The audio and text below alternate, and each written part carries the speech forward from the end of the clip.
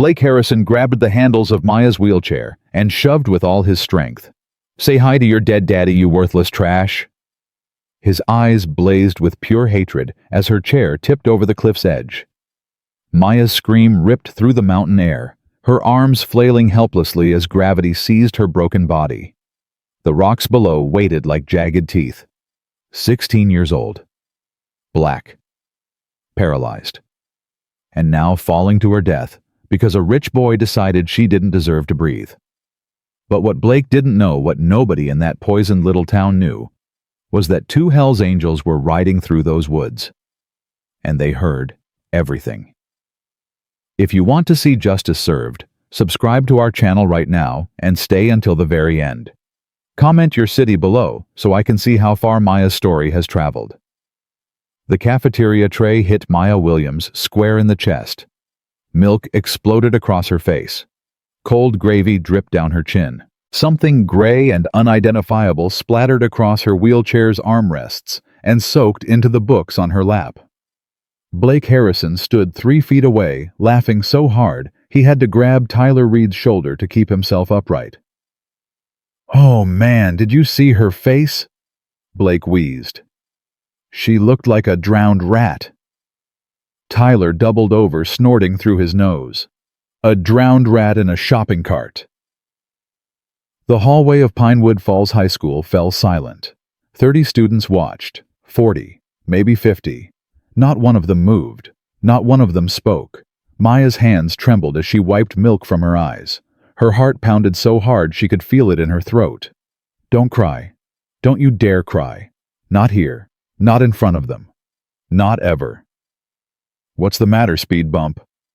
Blake stepped closer, his varsity jacket gleaming under the fluorescent lights. "Cat got your tongue, or did your daddy take that with him when he fell off that cliff?" The words hit harder than the food ever could. Maya's father had been dead for 2 years. 2 years, 3 months, and 17 days. She counted every single one. She remembered every single night she'd cried herself to sleep. Every single morning she'd woken up hoping it was all just a nightmare. "Leave me alone," she said quietly. "What was that?" Blake cupped his hand to his ear, mocking her. "I couldn't hear you over the sound of nobody caring about your worthless existence." A freshman girl standing near the lockers looked away. A senior boy pretended to check his phone. Mrs. Patterson, the assistant principal, appeared at the end of the hallway, glanced at the scene, and turned around without a word. Tyler circled behind Maya's chair, his shadow falling across her shoulders like a threat. "You know, Blake, I heard her old man was so drunk that night he couldn't even walk straight. Just stumbled right off the edge of the quarry. Splat! Like a bug on a windshield." "That's not true." Maya's voice cracked despite her best efforts. "That's not what happened to my father." "Oh yeah." Blake leaned down until his face was inches from hers. His breath smelled like energy drinks and cruelty. "Then what did happen, huh? Did he jump because he couldn't stand looking at his crippled daughter anymore? Did he take one look at you in that chair and think, 'Nah, this ain't worth living for'?" Something snapped inside Maya's chest. She didn't think. She didn't plan. She just swung. Her fist connected with Blake's jaw. It was weak, glancing, pathetic. But it landed. And for one beautiful second, the shock on his face was worth everything. The hallway gasped. Blake's head turned slowly back toward her. The laughter was gone from his eyes. What replaced it was something cold, something dangerous, something that promised pain. "You just made the biggest mistake of your life," he whispered. He grabbed the front of her wheelchair and yanked it forward so hard Maya's neck snapped back. The chair tipped onto its front wheels. For one terrifying second, she felt herself falling, tumbling helpless. Then Blake caught the chair and held it there, balanced on the edge of disaster. "How does it feel?" he hissed into her ear. "How does it feel to know that I could end you right now, and nobody in this whole school would lift a finger to stop me? Mr. Harrison." The voice cut through the tension like a blade. Principal Donovan stood at the end of the hallway. Unlike Mrs. Patterson, he didn't turn away. But his face showed no concern for Maya. Only annoyance. "We have a visitor from the school board today," Principal Donovan said flatly. "Perhaps you could continue this conversation somewhere less public." Blake released the wheelchair and stepped back, hands raised in mock surrender. "Just helping Maya clean up Principal Donovan. She had a little accident with her lunch. You know how clumsy these people can be?" Principal Donovan's eyes moved from Blake to Maya, from Maya's milk-soaked clothes to the empty tray on the floor, from Tyler's smirking face to the silent crowd of witnesses who would swear they saw nothing. "Maya, go clean yourself up," he said. "You're making a mess of my hallway." Maya stared at him. "I'm making a mess. He just—" "Now, Miss Williams, before I write you up for disrupting school operations." The words died in Maya's throat. Of course, this was how it would go. Blake Harrison's father owned the quarry. The quarry employed half the town. The Harrison family had donated the football field, the science wing, the computer lab, and probably Principal Donovan's new car. In Pinewood Falls, money didn't just talk. Money screamed. And everyone else learned to stay silent. Maya turned her wheelchair around and pushed toward the bathroom. Behind her, she heard Blake's voice, low and satisfied and dripping with promise. "See you real soon, speed bump. Real soon." The bathroom mirror showed Maya exactly what she already knew. Destroyed. Milk had dried in crusty streaks down her dark skin. Gravy stained her only good blouse, the blue one her mother had bought her for picture day last year. The one she'd been saving for something special. Her natural hair, which she'd spent an hour styling that morning, was matted and wet and ruined. But it was her eyes that scared her the most. They looked empty, hollow, like something inside her had finally given up and walked away. Maya gripped the edges of the sink and forced herself to breathe. "You're okay," she whispered to her reflection. "You're okay. You're going to survive this. Dad would want you to survive this." The bathroom door swung open. Maya flinched, expecting Blake, expecting Tyler, expecting another attack. Instead, it was Keisha Monroe, the only black girl in the senior class captain of the debate team, and the closest thing Maya had to an ally in this godforsaken school. Keisha took one look at Maya, and her face hardened with anger. "Those bastards," she said. "Those absolute bastards. I heard what happened. The whole school's talking about it." "Are they talking about how nobody helped me?" Maya's voice was bitter. "Are they talking about how Principal Donovan blamed me for making a mess?" Keisha grabbed paper towels from the dispenser and started dabbing at Maya's shirt. "This town is sick, Maya. Sick and rotten to the core. The Harrisons have everyone so scared that people would watch a murder happen and swear they didn't see anything." "Then why are you here?" Maya pulled away slightly. "Why are you risking being seen with me?" "Because I'm getting out." Keisha's eyes met hers in the mirror. "Full scholarship to Howard. I leave in 4 months, and I refuse to spend my last semester being a coward." She paused. "But you need to be careful, Maya. Blake's been different lately. More aggressive, more cruel, like he's got something to prove, or something to hide." Maya's heart skipped. "What do you mean?" "I don't know exactly, but last week I overheard him and Tyler talking in the parking lot. Something about making sure the past stays buried and finishing what his daddy started. They shut up real quick when they saw me." Making sure the past stays buried, finishing what his daddy started. Maya's hands began to tremble for a different reason now. "Thanks for telling me," she said quietly. Keisha nodded and headed for the door. Then she stopped and looked back. "Whatever you're thinking about doing, Maya, be smart about it. The Harrisons have taken down bigger threats than a 16-year-old girl in a wheelchair. Don't become another casualty in this town's long list of accidents." She was gone before Maya could respond. The final bell rang at 3:15. Maya waited in an empty classroom, watching the clock counting the minutes until the hallways would be safe enough to navigate. At 3:47, she finally wheeled herself toward the front door. The school was almost empty now. Lockers stood closed and abandoned. The only sounds were the distant thump of basketballs from the gym and the squeak of her wheels on scuffed linoleum. She was 20 feet from the exit when the footsteps started. Leaving so soon, speed bump. Maya's blood turned to ice. Blake emerged from the shadows near the trophy case, Tyler close behind like a faithful attack dog. They must have been waiting there for over half an hour, just for this moment. Just for her. "We've been thinking about what happened earlier," Blake said, moving closer. "About how you put your hands on me in front of the whole school. You attacked me first." Maya's voice was steadier than she felt. "You dumped food on me. You threatened to—" "I don't remember any of that." Blake smiled. "Tyler, do you remember any of that?" "Nope." Tyler cracked his knuckles. "All I remember is Maya Williams assaulting the star quarterback for no reason at all." "See, here's the thing." Blake pulled a folded piece of paper from his pocket. "I've got 47 signatures on a petition asking the school board to remove you from Pinewood Falls High, for the safety and comfort of the general student population.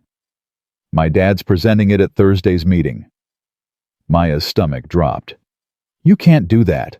I have a right to—" "Rights." Blake laughed. "You think you have rights in this town? Your family doesn't own anything. Your mama's just a nurse.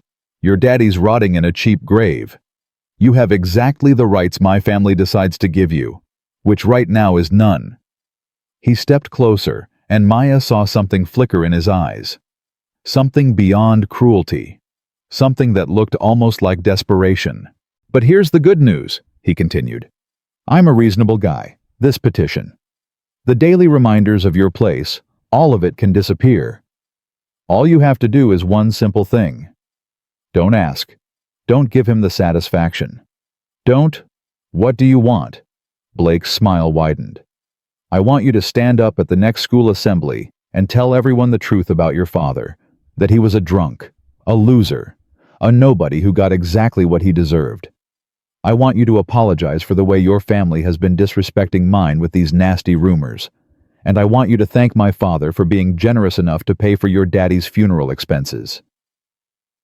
The air left Maya's lungs. "No. No." Blake tilted his head. "That's your answer? No. My father was not a drunk." The words ripped out of Maya like a physical force. "He was a good man. A great man. He worked harder than anyone I've ever known. He loved us more than anything in this world. And whatever happened to him at that quarry was his own damn fault." Blake's voice went cold and sharp. "That's the official story. That's what the investigation found. That's what everyone in this town believes. And if you want to keep breathing, you'd better start believing it too." He grabbed her wheelchair and shoved it backward. Maya crashed into the lockers, her spine screaming with pain. "Think about my offer," Blake said, already walking away. "You've got until Thursday. After that, things get a lot worse for you and your mama both." Tyler lingered for a moment, staring at Maya with something that might have been guilt. Then he followed Blake into the afternoon sun. Maya sat in the empty hallway, her back throbbing, her mind racing. Blake was scared of something. She could see it now. Beneath all the bravado and cruelty, there was fear. Real, genuine fear. And it had something to do with her father. What really happened at that quarry 2 years ago? What was Blake so desperate to keep hidden? The Williams house sat at the end of Maple Street, where the pavement cracked and the streetlights flickered, and hope came to die. Maya wheeled herself up the wooden ramp her father had built with his own hands. She could still picture him on his knees, with a power drill tongue sticking out in concentration, determined to make sure his baby girl could get in and out of the house without help. "Independence is everything, Maya Bird," he used to say. "Don't ever let anyone make you feel like you need permission to exist." Inside the house was quiet and dark. A note waited on the kitchen counter, written in her mother's careful handwriting. Leftover chicken in the fridge. Take your pills. Lock all the doors. I love you more than anything in this world. Stay strong, baby girl. Working a double, maybe triple. Home by sunrise. Mom. Maya read the note 3 times. Then she crumpled it in her fist and threw it across the room. Stay strong. That's what everyone kept telling her. Teachers who didn't intervene. Counselors who didn't listen. A mother who was never home. Stay strong, Maya. Keep your head down, Maya. Things will get better, Maya. When would things get better? When would someone actually help her, instead of just offering empty words? Maya wheeled herself into the living room and stopped in front of the fireplace. The photograph was waiting for her like always. Marcus Williams, 38 years old when he died. Strong hands that could fix anything. Warm smile that could light up any room. Arms wrapped around a younger Maya. A Maya who could still walk, still run, still dance in the backyard, while her father spun her in circles until they both collapsed in the grass, dizzy and laughing. That Maya was gone forever now. "Hey, Daddy," she whispered. The photograph didn't answer. "I had another bad day. The worst one yet, maybe. Blake dumped food on me. The principal blamed me. Nobody helped. Nobody ever helps." Her voice cracked. "I'm so tired, Daddy. I'm tired of fighting. I'm tired of being alone. I'm tired of pretending like I'm strong enough to handle this when I'm not. I'm not strong enough. I'm just a girl in a wheelchair and everyone in this town wants me dead or gone." She reached up and touched the frame, her fingers tracing the outline of her father's face. "What happened to you that night? Everyone says you were drunk, but I know that's not true. You never drank. You hated what alcohol did to people. So why would you suddenly get so wasted that you walked off a cliff?" The house creaked in the wind. "Someone's lying, Daddy. Someone's been lying for 2 years. And I think Blake Harrison knows what really happened. I think he's scared I'm going to find out." Maya stared at her father's frozen smile. "Help me," she begged. "Please, give me a sign. Give me something. I can't do this alone anymore." Silence. And then a floorboard creaked upstairs. Maya froze. Her mother was at work. The doors were locked. There shouldn't be anyone else in the house. Another creak. Footsteps. Slow and deliberate, moving across the ceiling above her head. Someone was in the house. Maya's heart exploded into overdrive. She grabbed her phone with shaking hands and dialed 911. 911, what's your emergency?" "Someone's in my house," Maya whispered. "I can hear them upstairs. Please, you have to send someone. Ma'am, can I get your address? 1422 Maple Street. Please hurry. I'm in a wheelchair. I can't." The footsteps stopped. Maya held her breath. For a long, terrible moment, there was nothing but silence. Then her phone buzzed with an incoming text. Unknown number. "I'm not in your house, but I could be. Anytime I want. Stop asking questions about your father. This is your only warning." Maya's blood turned to ice. She stared at the message, her whole body trembling. "Ma'am." The 911 operator's voice seemed to come from very far away. "Ma'am, are you still there? Officers are on their way." Maya ended the call. She knew what would happen if the police came. They'd search the house, find nothing, and file a report that would somehow end up on Richard Harrison's desk by morning. Then Blake would know she was scared. Then things would get even worse. No police, no authorities, no one she could trust.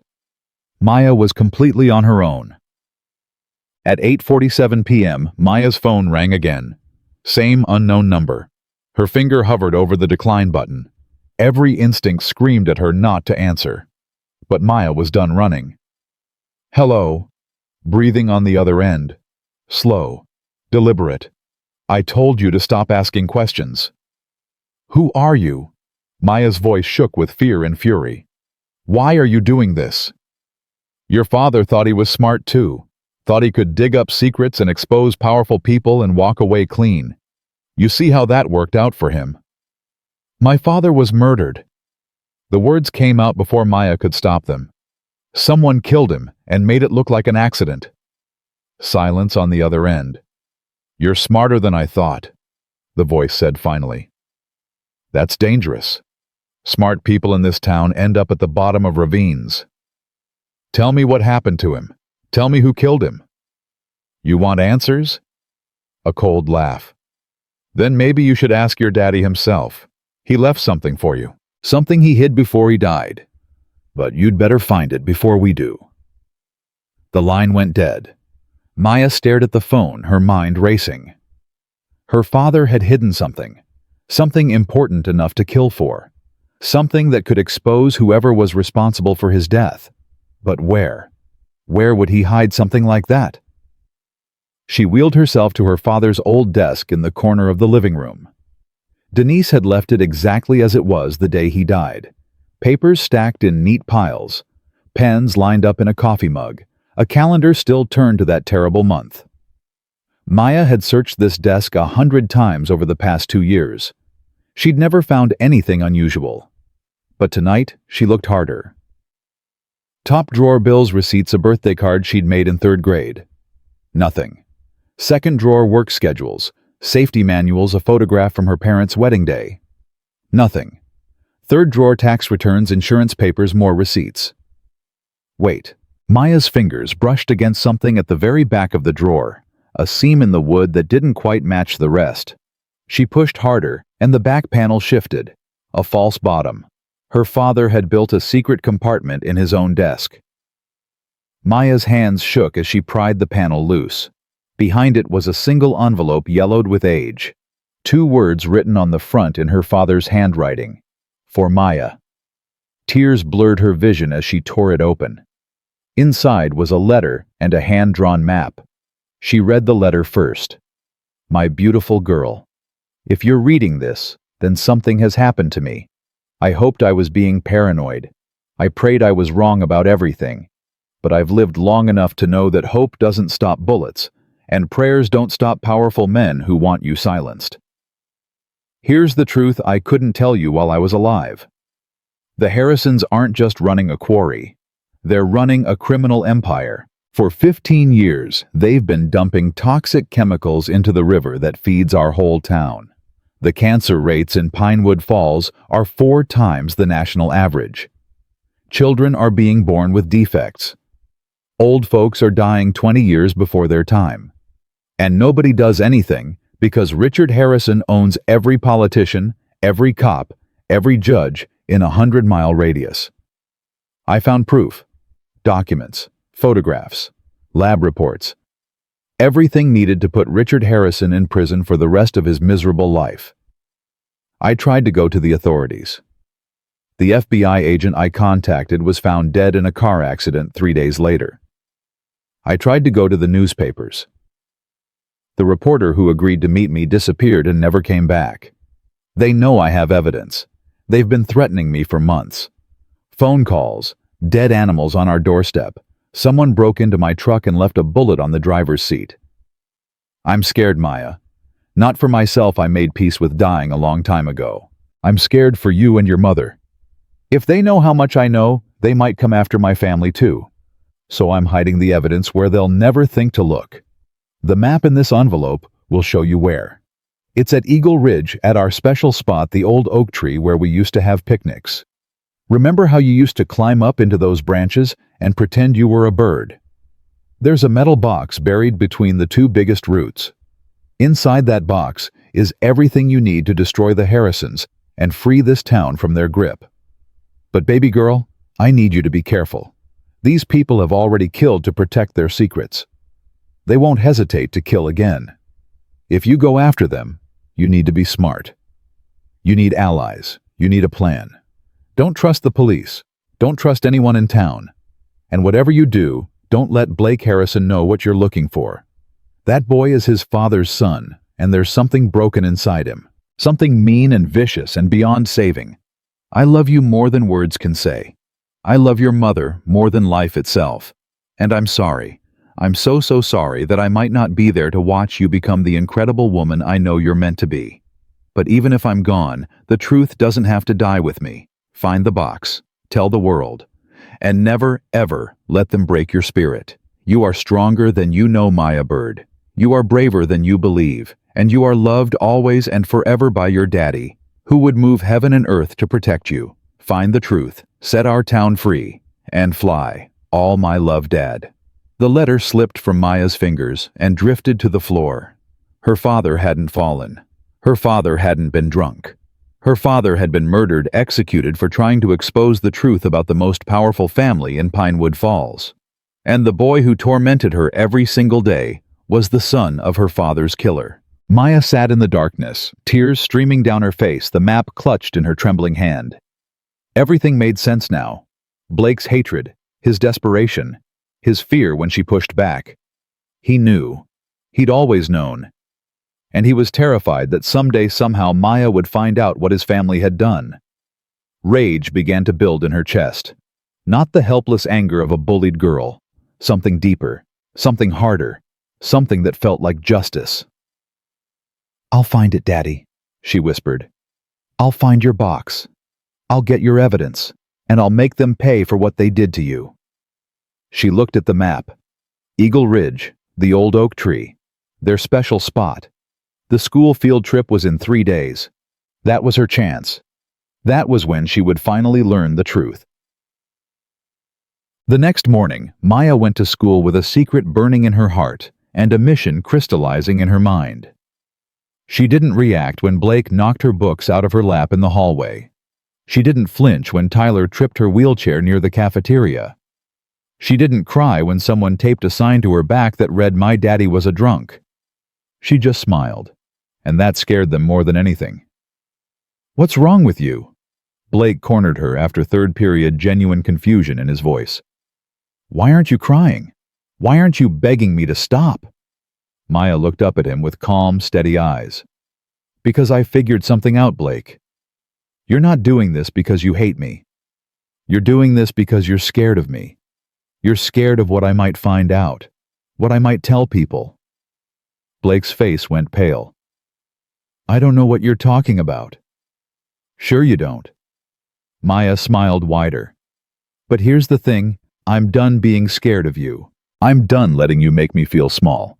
So go ahead, do your worst, because whatever you do to me, it won't change what's coming." She wheeled past him, leaving Blake frozen in the hallway. For the first time in 2 years, she felt powerful. For the first time since her father died, she felt hope. That night, Maya's mother came home early. Denise Williams walked through the front door at 7 p.m. hours before her shift usually ended. Her scrubs were wrinkled, her hair was a mess, but there was something different about her face, something bright, something that looked almost like joy. "Baby, are you here?" "Living room," Maya called back quickly, hiding her father's letter under a couch cushion. Denise swept into the room and sat down across from Maya, her eyes shining in a way they hadn't shown since before the accident, before the funeral, before everything fell apart. "I need to tell you something," Denise said. "Something important. Something I should have told you weeks ago." Maya's stomach tightened. "Okay. I've been seeing someone." Denise took a deep breath. "A man from the hospital. His name is James. He's a doctor in the cardiac unit. We started talking a few months ago just as colleagues, but then—" She trailed off, her cheeks flushing. "He makes me laugh, Maya. He listens to me. He makes me feel like maybe I'm not broken beyond repair." The words hit Maya like a sledgehammer to the chest. "What? I know it's sudden. I know it might seem like I'm moving too fast. But it's been over 2 years, baby, and I can't keep living in the past. I can't keep coming home to an empty bed, crying myself to sleep every night, pretending like I'm okay when I'm dying inside." Maya felt something dark and ugly rising in her throat. "So, you're just going to replace Daddy? Is that it? He's been dead for 2 years, so now you get to move on like he never existed." "That's not what I'm doing." Denise's voice cracked. "Maya, I loved your father with every fiber of my being. I still love him. I will always love him. But he's gone, and I have to keep living. I have to find a way to be whole again." "Whole!" Maya laughed bitter and sharp. How can you be whole when you're ripping apart everything Daddy built, everything he gave us? He would want me to be happy. Tears spilled down Denise's cheeks. Marcus loved me. He wouldn't want me to spend the rest of my life alone and miserable. He would want me to find joy again. He would want that for both of us. Don't tell me what Daddy would want. Maya's voice dropped to a dangerous whisper. You don't get to speak for him. Not when you're throwing away his memory for some doctor who probably just wants... Maya! Denise stood up, her whole body trembling. That's enough. I am still your mother and you will not speak to me that way. Or what? You'll ground me? Maya gestured at her wheelchair. I'm already trapped, Mom. I'm already stuck in this chair, in this house, in this town where everyone hates me. What else can you possibly take away? Silence crashed between them like a physical wall. Denise's face crumpled. For a long moment she just stood there, tears streaming down her face, looking older and more broken than Maya had ever seen her. I'm sorry, Denise whispered finally. I thought you'd be happy for me. I thought you'd understand. I understand perfectly. Maya turned her wheelchair toward her bedroom. I understand that Daddy's been dead for 2 years, and you've already forgotten him. I understand that I'm alone in this family now. And I understand that nobody, not you, not anyone actually cares what happens to me. She rolled down the hallway and slammed her bedroom door. The sound echoed through the house like a gunshot. On the other side, Denise slid down to the floor and wept. At 11:52 p.m., Maya's phone buzzed. She'd been lying in bed for hours, too angry to sleep, too exhausted to think. Her father's letter was hidden under her mattress. The map was memorized, every turn and landmark burned into her brain. She grabbed the phone, expecting a text from her mother. An apology. An explanation. Something. But the message wasn't from Denise. Unknown number. I know what you found in the desk. I know about the map. Try anything at Eagle Ridge, and you'll end up like your father. This is not a warning. This is a promise. Maya's blood went cold. Someone was watching her. Someone knew about the letter, the map, everything. Were there cameras in the house? Had someone been listening at the window? Had they tapped her phone? Her hands shook as she typed a response. Who are you? 3 dots appeared. Someone was typing. Then, someone who knows what happens to people who dig up the past in this town. Your father found out the hard way. Don't make the same mistake. Maya stared at the screen, her heart pounding.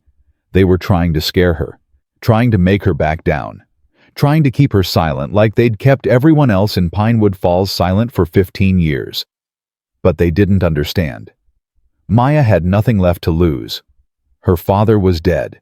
Her mother was moving on. Blake Harrison had made her life a living hell. The whole town looked at her like she was garbage. What were they going to do? Kill her? Maybe that would be a mercy. But before she died, she was going to find that box. She was going to expose the truth. And she was going to make sure the whole world knew what the Harrison family had done. Maya typed back one word. Good.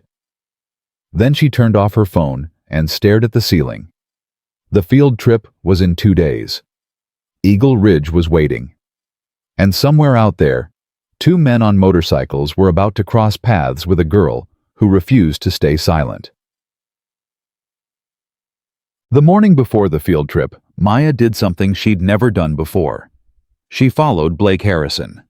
Not at school, that would be too obvious. But after school, when Blake and Tyler headed off in Blake's expensive pickup truck, Maya was ready. She'd borrowed her neighbor's old car, the one Mr. Patterson let her practice driving in before the accident, when her legs still worked and the future still seemed bright. Her mother had left for work early. Nobody would know she was gone.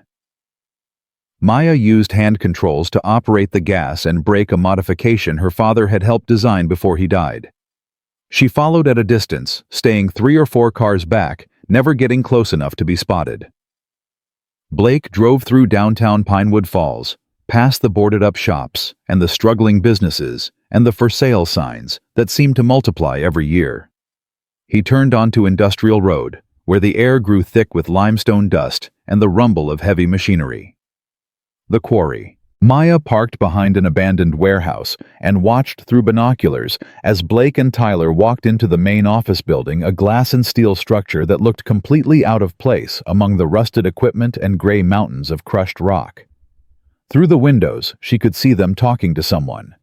An older man in an expensive suit, gray hair, broad shoulders, a face that looked like it was carved from the same stone his workers pulled out of the ground.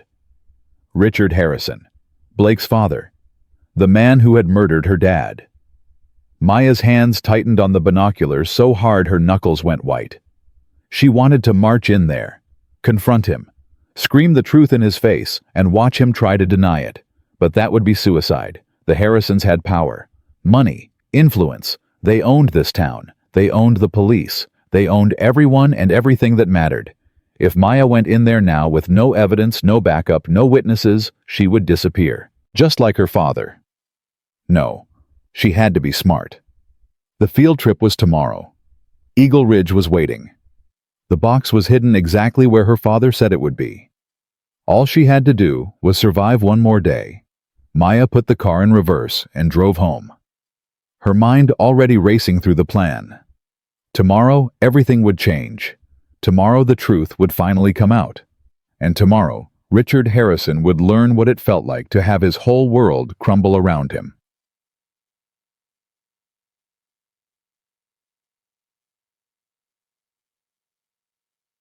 That night, Maya couldn't sleep. She lay in bed staring at the ceiling, running through every possible scenario in her head. What if Blake followed her at Eagle Ridge? What if the Harrisons' people were waiting at the oak tree? What if the box wasn't there anymore? If someone had already dug it up and destroyed the evidence? What if she failed? What if she died? Trying.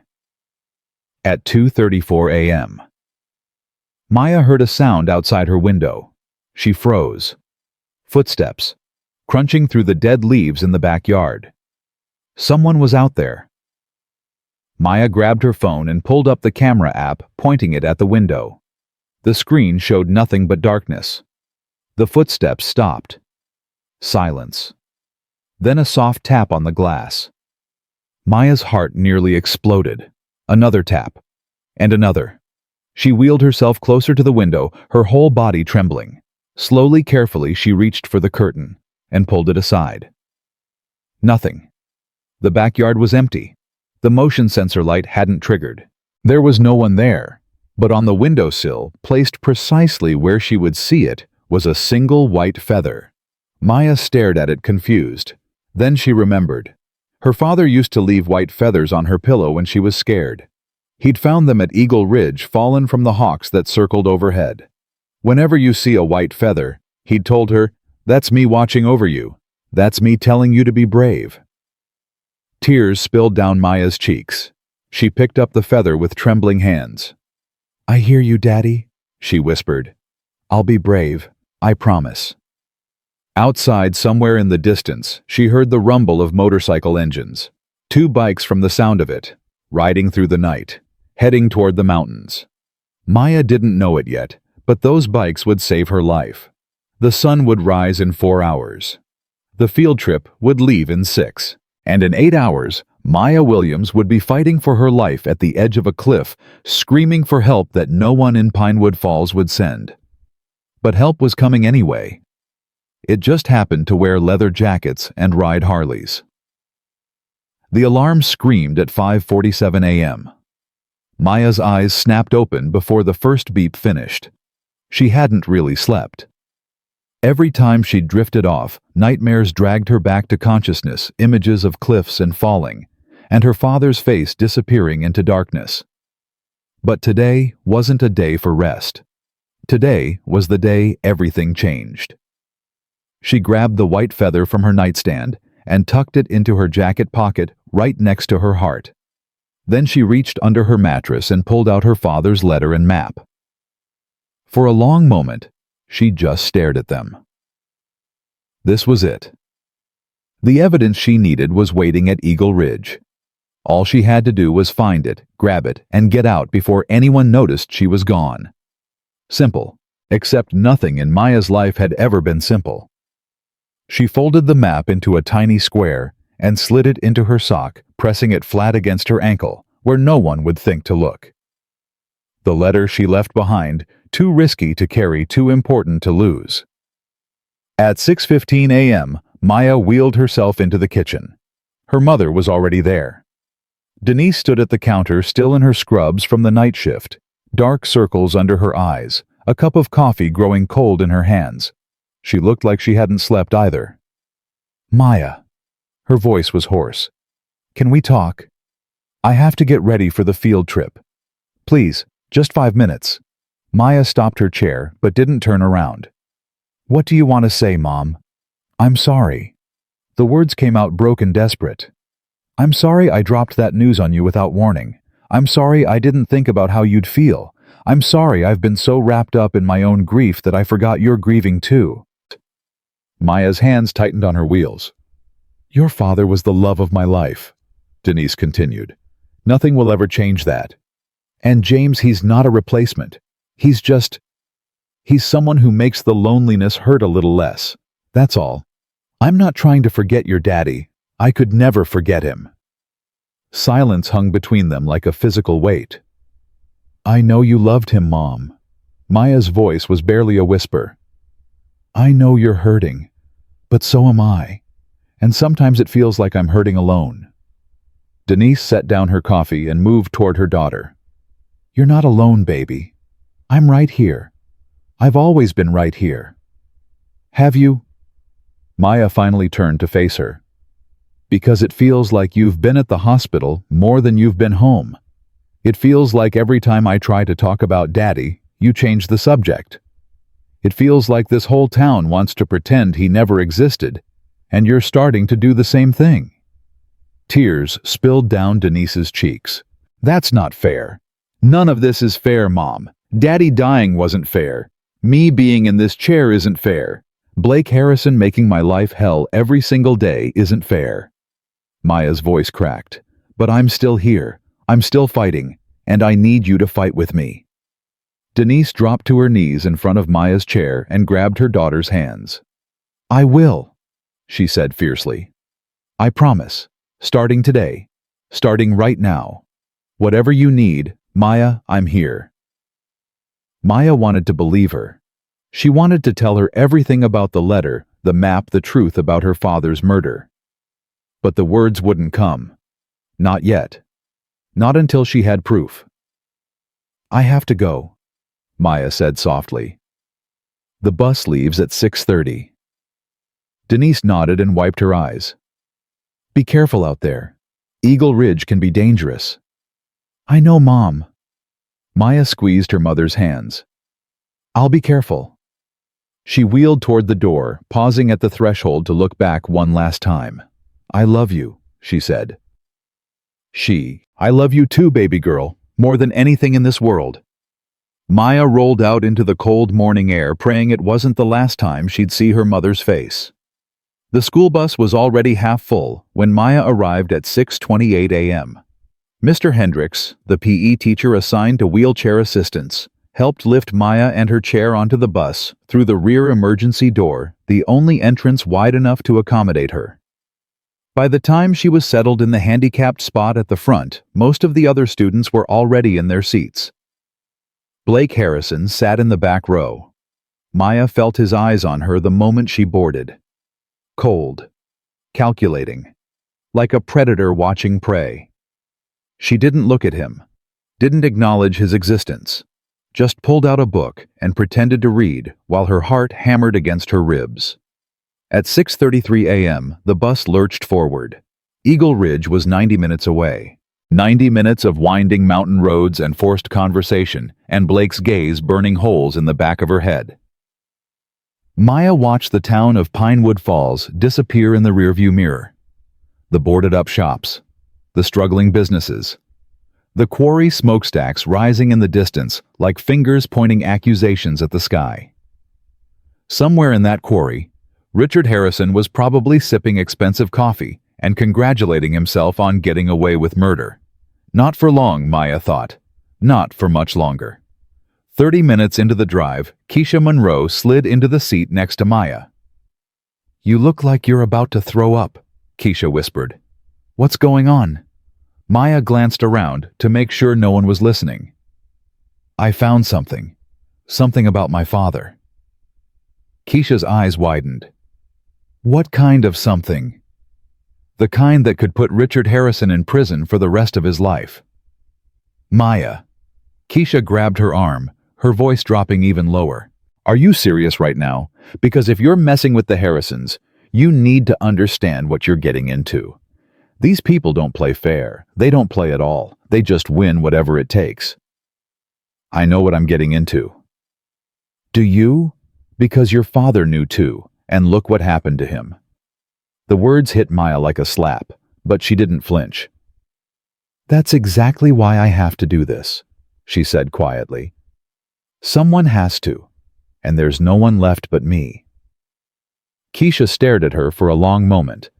Then she reached into her bag and pulled out a small canister. "Pepper spray," she said, pressing it into Maya's palm.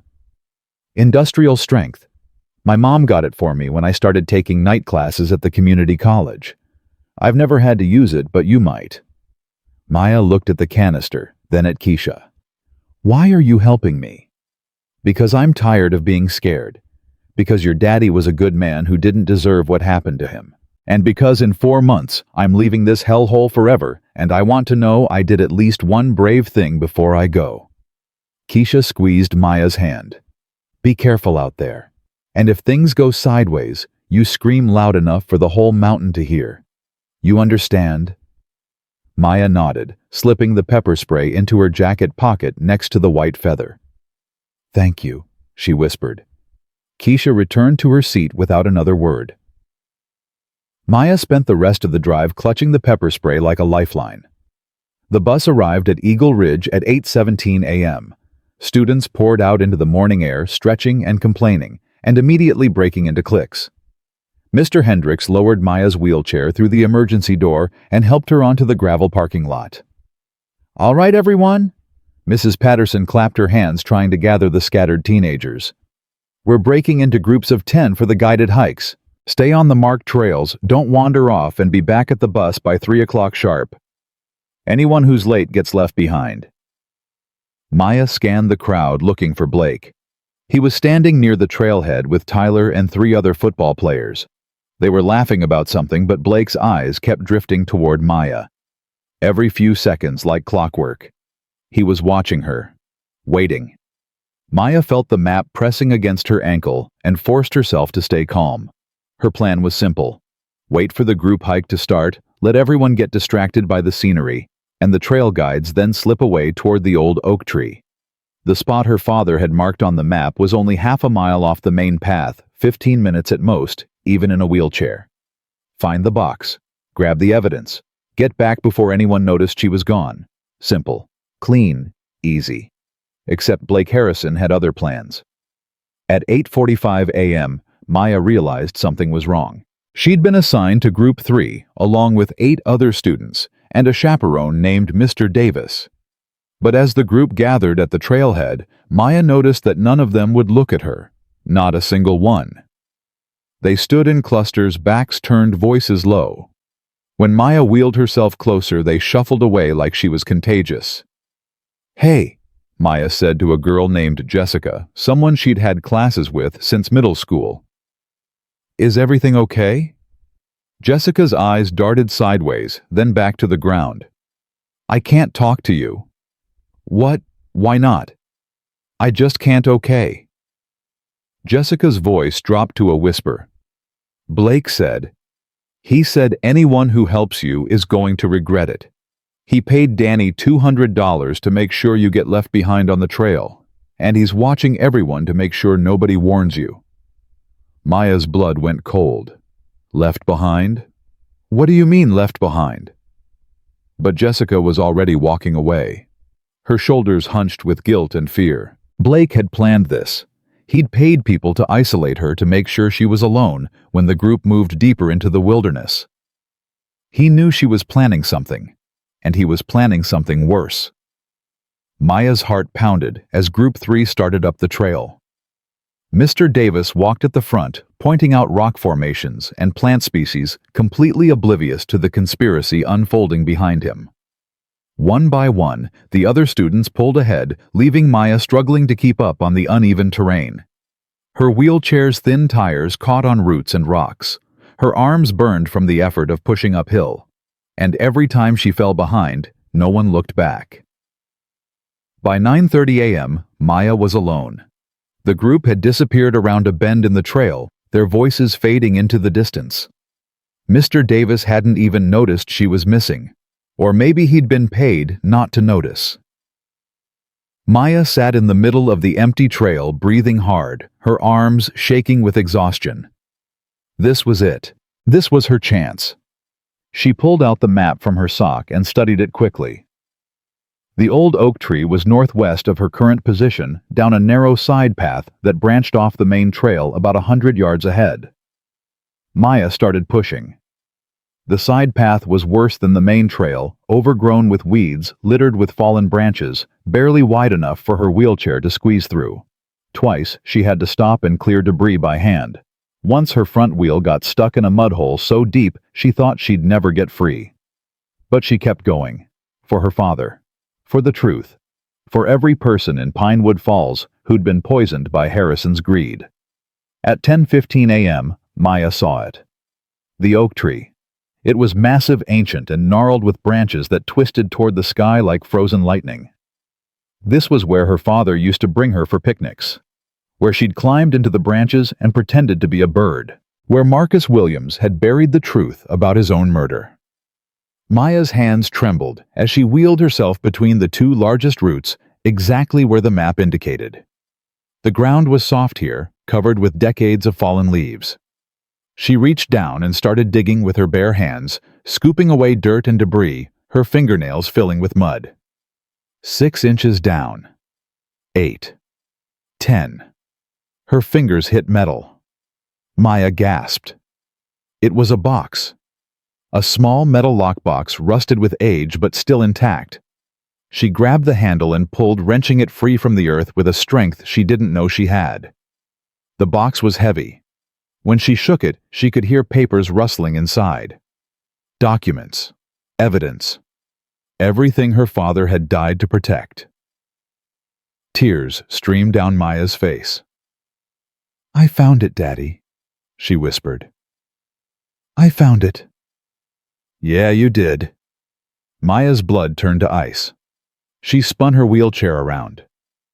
Blake Harrison stood at the edge of the clearing, Tyler Reed beside him. They'd approached so quietly, she hadn't heard a thing. Blake was smiling that cold, predatory smile she'd learned to fear, and Tyler was holding a length of rope. "Thanks for leading us right to it," Blake said, stepping closer. "We've been looking for that box for 2 years. Tore apart your daddy's truck, his locker at the quarry, even broke into your house a few times. Never thought to check the one place he actually told someone about." Maya's grip tightened on the box. "How did you know?" "How did I know?" Blake laughed. "Because I've had your phone tapped since the day your daddy died. Every call, every text, every little secret you thought you were keeping. I know about the letter. I know about the map. I know you think you're going to expose my family and ride off into the sunset like some kind of hero." He stopped 3 feet from her chair, his eyes burning with something between hatred and fear. "But here's what you don't seem to understand, Maya. There are no heroes in Pinewood Falls. There's just winners and losers.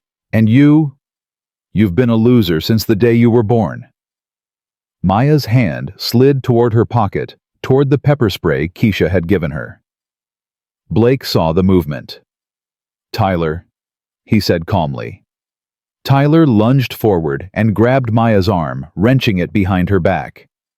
She screamed in pain as he ripped the pepper spray from her pocket and threw it into the bushes.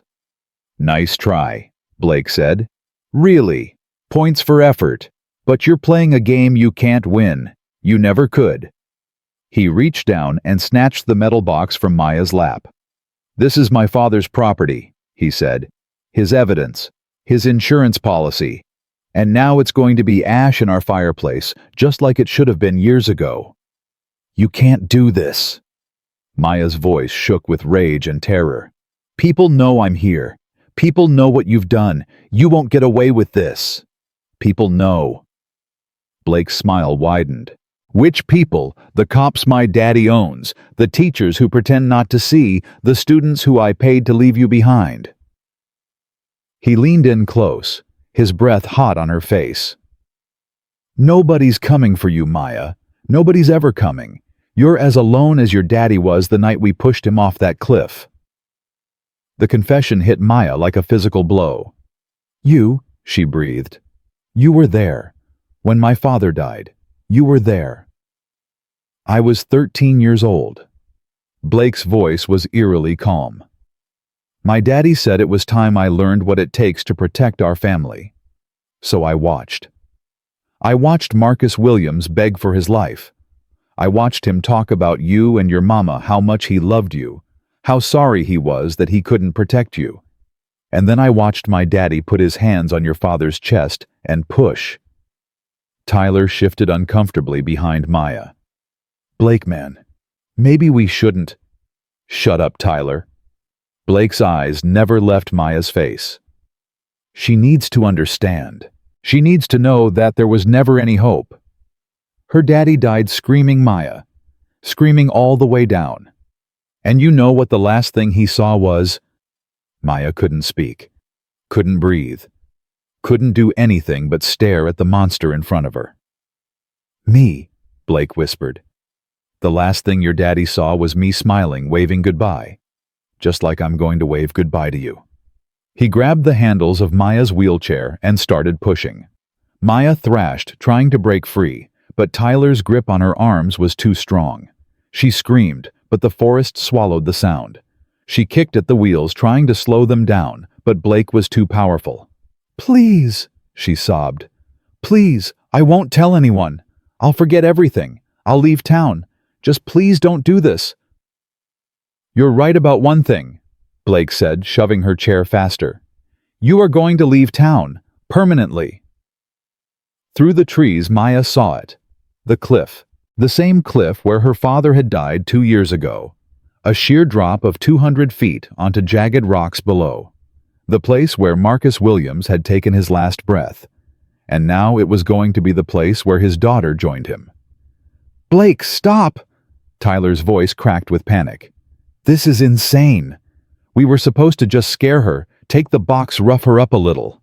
Not this. Plans change. Blake's voice was flat, emotionless. She knows too much. She heard me confess. What do you think happens if she tells someone my family loses everything? I go to prison, all because of some crippled bitch who couldn't keep her mouth shut. But murder, Blake, we can't just... We can and we will. Blake stopped pushing and spun Maya's chair to face the edge. My daddy killed her daddy. Now I'm going to kill her. And when the cops find her body at the bottom of this ravine, everyone's going to say the same thing they said about Marcus Williams' tragic accident. Such a shame, thoughts and prayers. Maya stared at the void in front of her. The rocks below looked like teeth. The wind howled up from the canyon like a hungry animal waiting to be fed. Any last words? Blake asked. Maya turned her head to look at him one final time. Her father's face flashed through her mind. His smile, his laugh, the way he used to spin her in circles until they both collapsed, the letter he'd written pouring out his love onto paper. You are stronger than you know, Maya Bird. You are braver than you believe. And suddenly, she wasn't afraid anymore. Yeah, Maya said quietly. I've got some last words.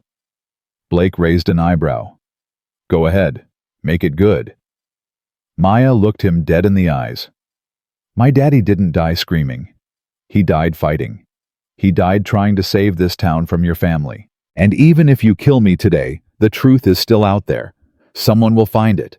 Someone will expose you. And when that day comes, I hope you remember this moment. I hope you remember the girl in the wheelchair who looked you in the face and told you that you're going to lose. Blake's smile vanished. For 1 second, Maya saw something in his eyes. Fear, doubt, a flicker of humanity buried under years of cruelty. Then it was gone. "Wrong answer," he said. He grabbed the handles of her wheelchair. Tyler stepped back, shaking his head. "I can't be part of this. I can't." "Then turn around and don't watch," Blake snarled. "But if you say one word about this to anyone, I'll tell my daddy it was your idea. And you know what happens to people who cross my family." Tyler's face went pale. He turned away, hands over his ears, tears streaming down his cheeks. Blake leaned down to whisper in Maya's ear, "Say hi to your dead daddy, you worthless trash." And he pushed. The wheelchair tipped. Maya's stomach lurched as gravity seized her. She fell, and as the world spun into nothing but wind and rock and terror, Maya Williams did the only thing she could do. She screamed. The sound ripped from her throat with every ounce of strength she had left. It echoed off the canyon walls. It tore through the forest. It rose up above the mountain like a desperate prayer. She screamed for her father. She screamed for her mother. She screamed for every person in Pinewood Falls who'd been silenced by fear. And somewhere half a mile away on a mountain road, 2 men on motorcycles heard that scream and stopped. Jake Iron Morrison killed his engine and listened. "You hear that?" he asked. Big Mike pulled up beside him, helmet tilted. "Sounded like a girl, sounded like trouble." Jake was already turning his bike toward the sound. "Then let's go find some trouble," he said. The engines roared to life, and 2 Hells Angels tore into the forest, racing toward a cliff where a 16-year-old girl was fighting for her life. Maya's hand shot out as she fell. Her fingers closed around a gnarled root jutting from the cliff face. The impact nearly ripped her arm from its socket. Pain exploded through her shoulder, her elbow, her wrist. But she held on, 3 feet below where she'd been pushed. Maya Williams hung suspended over a 200-foot drop, her legs dangling in empty air, her wheelchair tumbling end over end into the darkness below. Above her, Blake's face appeared over the edge. "Are you kidding me?" he shouted. "You were supposed to fall." Maya's grip was slipping. The root was wet with morning dew too thin to hold her weight for long. She could feel her fingers sliding inch by inch toward death. "Help!" she gasped. "Please, help me!" Blake stared down at her with cold, calculating eyes. Then he smiled. "Why would I help you?" he said, "when gravity's about to finish the job for free." He stepped back from the edge and disappeared from view. Maya closed her eyes and prayed. The root cracked beneath her fingers. And somewhere above, growing closer by the second, she heard the thunder of approaching engines. The root cracked again. Maya's fingers slipped another inch. The bark was shredding under her grip, wet and rotten, ready to give way at any second. Below her, the canyon yawned like an open grave. 200 feet of nothing but air and rock and death. Her arms screamed with agony. Her shoulder felt like it was tearing apart. Every muscle in her body shook with the effort of holding on, of refusing to let go, of choosing life over the easy surrender of gravity. "Help!" she screamed again. "Somebody help me!" But Blake was gone. Tyler was gone. The forest was empty. She was going to die here just like her father. Alone. Forgotten. Another tragic accident in Pinewood Falls. At 10:47 a.m., the root snapped. Maya felt it give way in slow motion, the wood splintering, her fingers clutching nothing but air, her body starting to fall. This is it, she thought. This is how it ends. And then a hand grabbed her wrist. The grip was iron. Absolute. Unbreakable. It stopped her fall so suddenly that her shoulders screamed and her teeth rattled in her skull. Maya looked up. A man stared down at her. Weathered face, wild beard, leather vest covered in patches and pins. Eyes that burned with an intensity she'd never seen before. "I got you," he said. His voice was rough like gravel but steady as stone. "I got you, girl. Don't you let go." I can't. Maya's voice broke. I can't hold on. I'm slipping. No, you're not. The man tightened his grip until Maya thought her bones would crack. You're not slipping. You're not falling. You're not dying today. You hear me? Behind him, another face appeared. Bigger. Darker. A bald head gleaming with sweat and eyes wide with concern. Jake, I got her other arm, the second man said. On 3. 1, 2, 3. They pulled. Maya felt herself rising. Her chest scraped against the cliff face. Her legs kicked uselessly in the air. But inch by inch, foot by foot, they hauled her up from the void. At 10:49 a.m., Maya collapsed onto solid ground. She lay on her back, gasping for air, her whole body trembling with shock and relief, and 1,000 other emotions she couldn't name. The sky above was blue. Birds were singing somewhere in the distance. She was alive. She was alive. Hey. Hey, kid.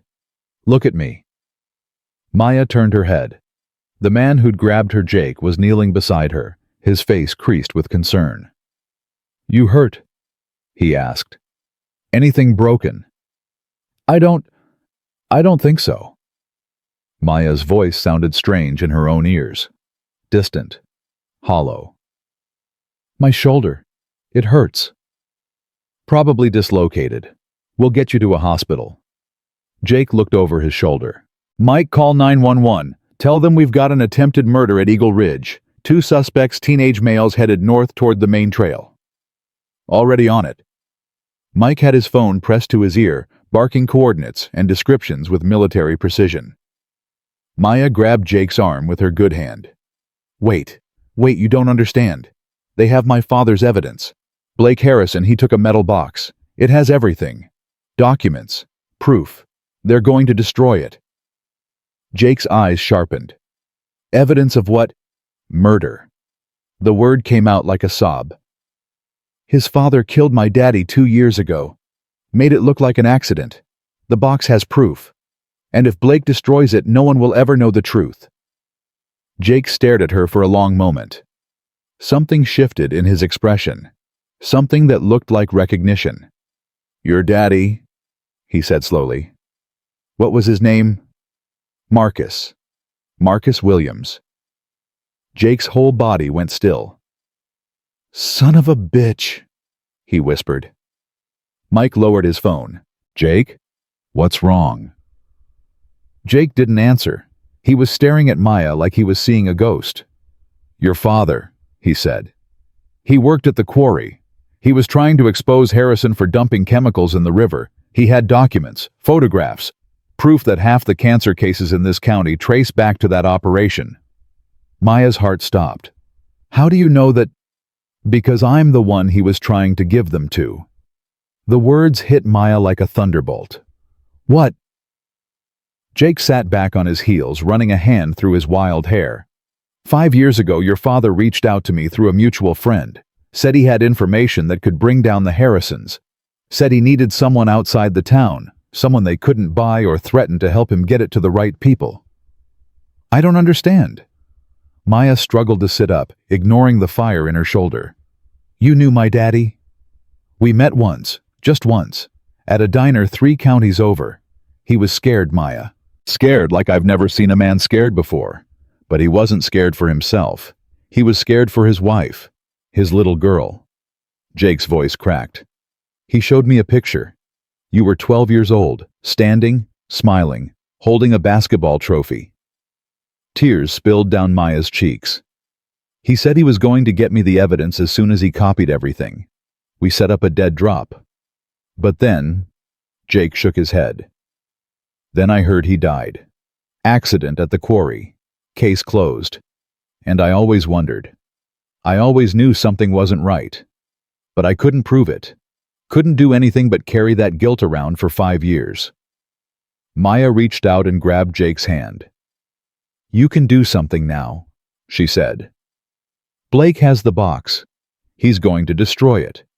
But if you catch him, if you get it back, we can finish what my daddy started.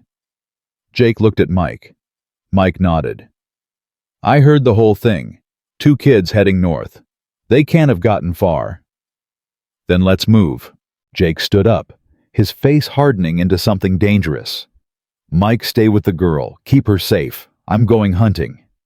No. Maya grabbed his arm. No, I'm coming with you. Kid, you can barely move. Your shoulder's wrecked.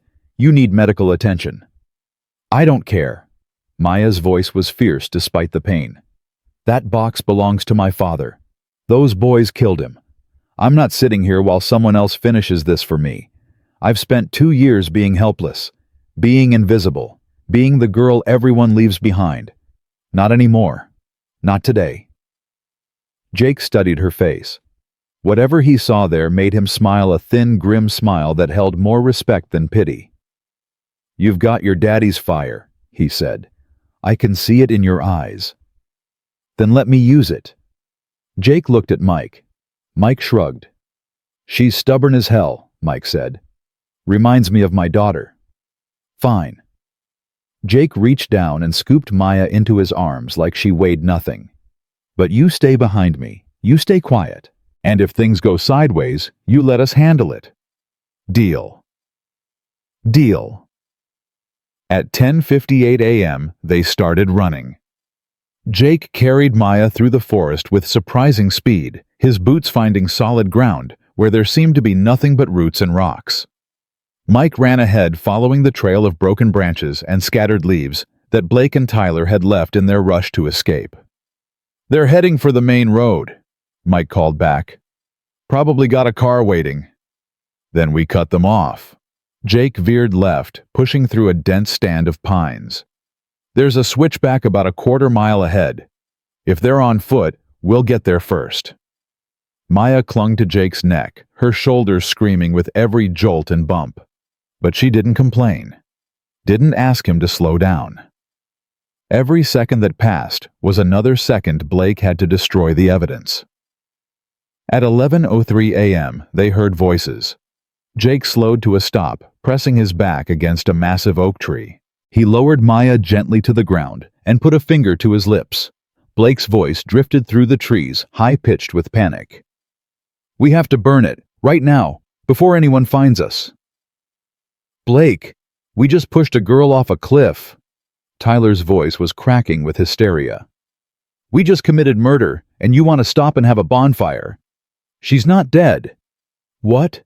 I saw her grab something on the way down, a root or a branch or something. She's probably still hanging there. Which means we have maybe 10 minutes before someone finds her and she tells them everything. Oh God. Oh God, oh God, oh God. Stop panicking. Blake's voice turned vicious. We stick to the plan. We burn the evidence, we get back to the group, and we tell everyone Maya wandered off on her own. Tragic accident. Nobody's going to believe a crippled black girl over me. Maya's hands clenched into fists. Jake caught her eye and shook his head slightly. Wait, his expression said. Not yet. I can't do this, Tyler was saying. I can't. This is insane. We're going to prison. We're going to spend the rest of our lives in... The sound of a slap echoed through the forest. Get yourself together, Blake screamed. My family owns this town. My family owns the cops, the judges. Everyone who matters. Nobody is going to prison except that girl's mother when I frame her for insurance fraud or whatever else I can think of. You're crazy. You're actually crazy. No, I'm a Harrison, and Harrisons don't lose. Now help me gather some wood. Jake looked at Mike. Mike nodded once. Stay here. Jake whispered to Maya. Don't move. Don't make a sound. He rose from behind the tree and stepped into the clearing. At 11:07 a.m., Blake Harrison saw a Hell's Angel emerge from the forest and felt real fear for the first time in his life. Jake stood 6 feet tall, 240 pounds of muscle and leather, and barely contained violence. His arms were covered in tattoos. His vest bore patches from a dozen different states. His eyes were the eyes of a man who had seen things, done things that most people couldn't imagine. Going somewhere? Jake asked. Blake stumbled backward, clutching the metal box to his chest. Who the hell are you? Friend of the family. Jake kept walking forward, slow and steady, like a predator closing in on wounded prey. See, I made a promise to a man 5 years ago. Told him I'd make sure his evidence got into the right hands. Told him I'd protect his family if anything happened to him. And I failed. I failed for 5 long years. He stopped 3 feet from Blake, close enough to grab him. But today, I'm going to keep that promise. Blake's face twisted with desperate arrogance. Do you have any idea who my father is? Do you have any idea what he'll do to you if you touch me?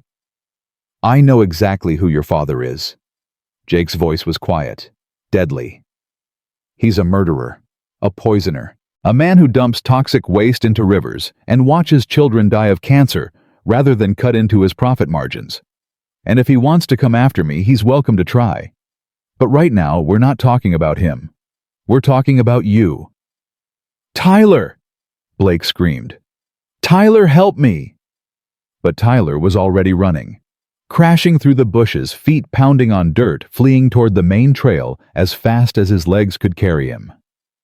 Mike stepped out from behind a tree directly in his path. Tyler skidded to a stop so fast he almost fell over. Going somewhere? Mike asked pleasantly. Tyler turned and ran the other direction. Mike caught him in 3 steps, grabbing the back of his collar and lifting him off the ground like a disobedient puppy. Let me go!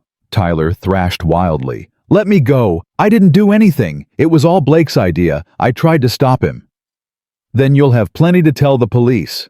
Mike tucked Tyler under his arm and walked back toward the clearing, assuming they get here before Blake's daddy pays them off. At 11:11 a.m., Blake Harrison made his last mistake. He still had the metal box clutched to his chest. In his pocket was a lighter, the same lighter he'd planned to use to destroy the evidence. And in his mind was the desperate calculation of a spoiled child who had never faced consequences in his life. If he could just destroy the box, none of this would matter. It would be his word against theirs. And in Pinewood Falls, a Harrison's word was law. He flicked the lighter open. I wouldn't do that, Jake said calmly. Blake held the flame under the corner of the box. The metal was starting to heat up. Inside he could hear papers rustling, ready to burn. Stay back. Blake's voice was shrill with panic. Stay back or I'll destroy everything. Your proof, your evidence, all of it. Gone. Jake didn't move. Go ahead, he said. Blake blinked. What? Go ahead. Burn it. You're bluffing. Am I? Jake crossed his arms, completely relaxed. See, here's the thing, kid. That box isn't the only evidence. It's just the evidence your daddy knew about. The evidence he was trying to destroy. But there's more. There's always more. Blake's hand trembled. The lighter flame flickered dangerously close to the box. You're lying. Am I? Your daddy's been running that operation for 15 years. You think Marcus Williams was the only person who ever noticed something wrong? You think nobody else ever took pictures, copied documents, kept records just in case? There are 3 other boxes just like that one hidden all across this county. Burn that one and all you're doing is making yourself look guilty. Blake's face had gone white. That's not possible. Kid, in my experience, when powerful men do evil things, they always think they're smarter than everyone else. They always think they've covered every angle, silenced every witness, destroyed every piece of evidence, and they're always wrong, because the truth has a way of surviving. It's like a weed. You can cut it down, poison it, pave over it with concrete, but it always finds a way to grow back. The lighter fell from Blake's fingers. It hit the ground and extinguished with a soft hiss. Smart choice, Jake said. He stepped forward and plucked the metal box from Blake's trembling hands.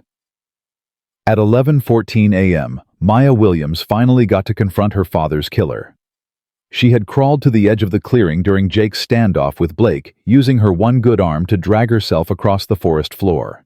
Now she sat propped against a tree watching as Jake secured Blake's wrists with a zip tie and Mike did the same to Tyler. Maya, Jake walked over and crouched beside her, holding out the box. "I believe this belongs to you." Maya took it with trembling hands. The metal was warm from Blake's grip, heavier than she remembered. Inside were the secrets her father had died protecting, the truth that could set Pinewood Falls free. "Can I?" Her voice broke. "Can I talk to him? Just for a minute?" Jake studied her face. "You sure?" "I need to." Jake nodded slowly. He walked back to where Blake knelt on the ground, hands bound behind his back, and grabbed him by the collar. "Get up!" He dragged Blake across the clearing and dropped him in front of Maya's wheelchair. Blake looked up at her. His face was streaked with dirt and tears. His varsity jacket was torn. All the arrogance, all the cruelty, all the power he'd wielded like a weapon for 2 years gone. He was just a scared boy now. A scared, pathetic, broken boy. "You should be dead," he whispered. "How are you not dead?" Maya stared at him for a long moment. "My father used to tell me something," she said quietly. "He said, the people who try to break you down are the people who are already broken inside. They can't build anything, so they try to destroy everything. But destruction isn't power. Creation is power. Love is power. Truth is power." Blake's jaw clenched. "Your father was a fool." "My father was a hero." Maya's voice grew stronger. "He died trying to save this town from your family. He died trying to protect the people you've been poisoning for 15 years. And you know what he succeeded. Because I'm still here. His evidence is still here. And when I'm done, the whole world is going to know what the Harrisons really are. My father will destroy you." Blake's voice was venomous but hollow. "He'll hire lawyers. He'll bribe judges. He'll make your life a living hell until you wish you'd died on that cliff. He can try." Maya leaned forward, her eyes locked on his. "But here's what you don't understand, Blake. I've already lived through hell. I've spent 2 years being tormented by you. I've spent 2 years being invisible. I've spent 2 years grieving a father who was murdered while everyone in this town pretended it was an accident. You can't scare me anymore. You can't hurt me anymore. You've already done everything you can do, and I'm still here." She sat back, a fierce light burning in her eyes. "My daddy didn't die screaming. He died fighting. And so will I." Blake opened his mouth to respond, but before he could speak, the sound of sirens filled the air. At 11:23 a.m., the police arrived. 2 squad cars came roaring up the fire road, followed by an ambulance, and to Maya's surprise, an unmarked black sedan with federal plates. Deputies poured out of the cruisers, hands on their weapons' eyes, scanning the clearing. Maya recognized Deputy Reynolds among them, Blake's uncle, the man who'd been covering up Harrison crimes for years. "What the hell is going on here?" Reynolds demanded, striding toward them. "Who are you people? Why are these boys restrained?" Jake stepped forward, blocking Reynolds' path. "These boys just attempted to murder a 16-year-old girl, pushed her off a cliff, left her to die. We have her testimony and physical evidence of prior threats. You'll want to read them their rights before they say anything else incriminating." Reynolds' face went red. "Now you listen here, I don't know who you think you are, but in this county I'm the law. And I say these boys are victims of... Actually, deputy, you're not the law anymore." The voice came from the black sedan. A woman stepped out. Middle-aged, sharp suit, badge clipped to her belt. She walked toward them with the calm confidence of someone who'd spent 30 years putting powerful men in prison. Special Agent Diane Torres, FBI. She flashed her credentials at Reynolds. "We've been investigating the Harrison quarry for the past 6 months. Industrial sabotage, environmental crimes, and now apparently multiple homicides. Deputy Reynolds, you're going to step away from these witnesses and place yourself on administrative leave pending a full investigation of this department." Reynolds sputtered. You don't have jurisdiction. I have all the jurisdiction I need. Torres's voice was ice. The Harrisons have been dumping toxic waste across state lines for 15 years. That makes it a federal crime. And based on what I'm seeing here today, that's just the beginning of what we're going to find. She turned to Jake. Mr. Morrison, I received your message this morning. I was already on my way when we got the 911 call. Care to tell me what happened? Jake nodded toward Maya. You should ask her. It's her story to tell. Torres walked over to where Maya sat against the tree and crouched down to her level. Miss Williams, I understand you have evidence regarding your father's death. Maya clutched the metal box tighter. Yes, ma'am. My daddy was murdered 2 years ago for trying to expose the Harrisons. Blake Harrison just confessed to being present when it happened, and this box contains everything. Documents, photographs, lab reports. Proof of 15 years of poisoning. Torres's expression didn't change, but something flickered in her eyes. Respect. Determination. Hope. May I? She held out her hand. Maya hesitated for just a moment. This box was her father's legacy. His final gift to her. The evidence he'd died protecting. But it wasn't meant for her. It was meant for the world.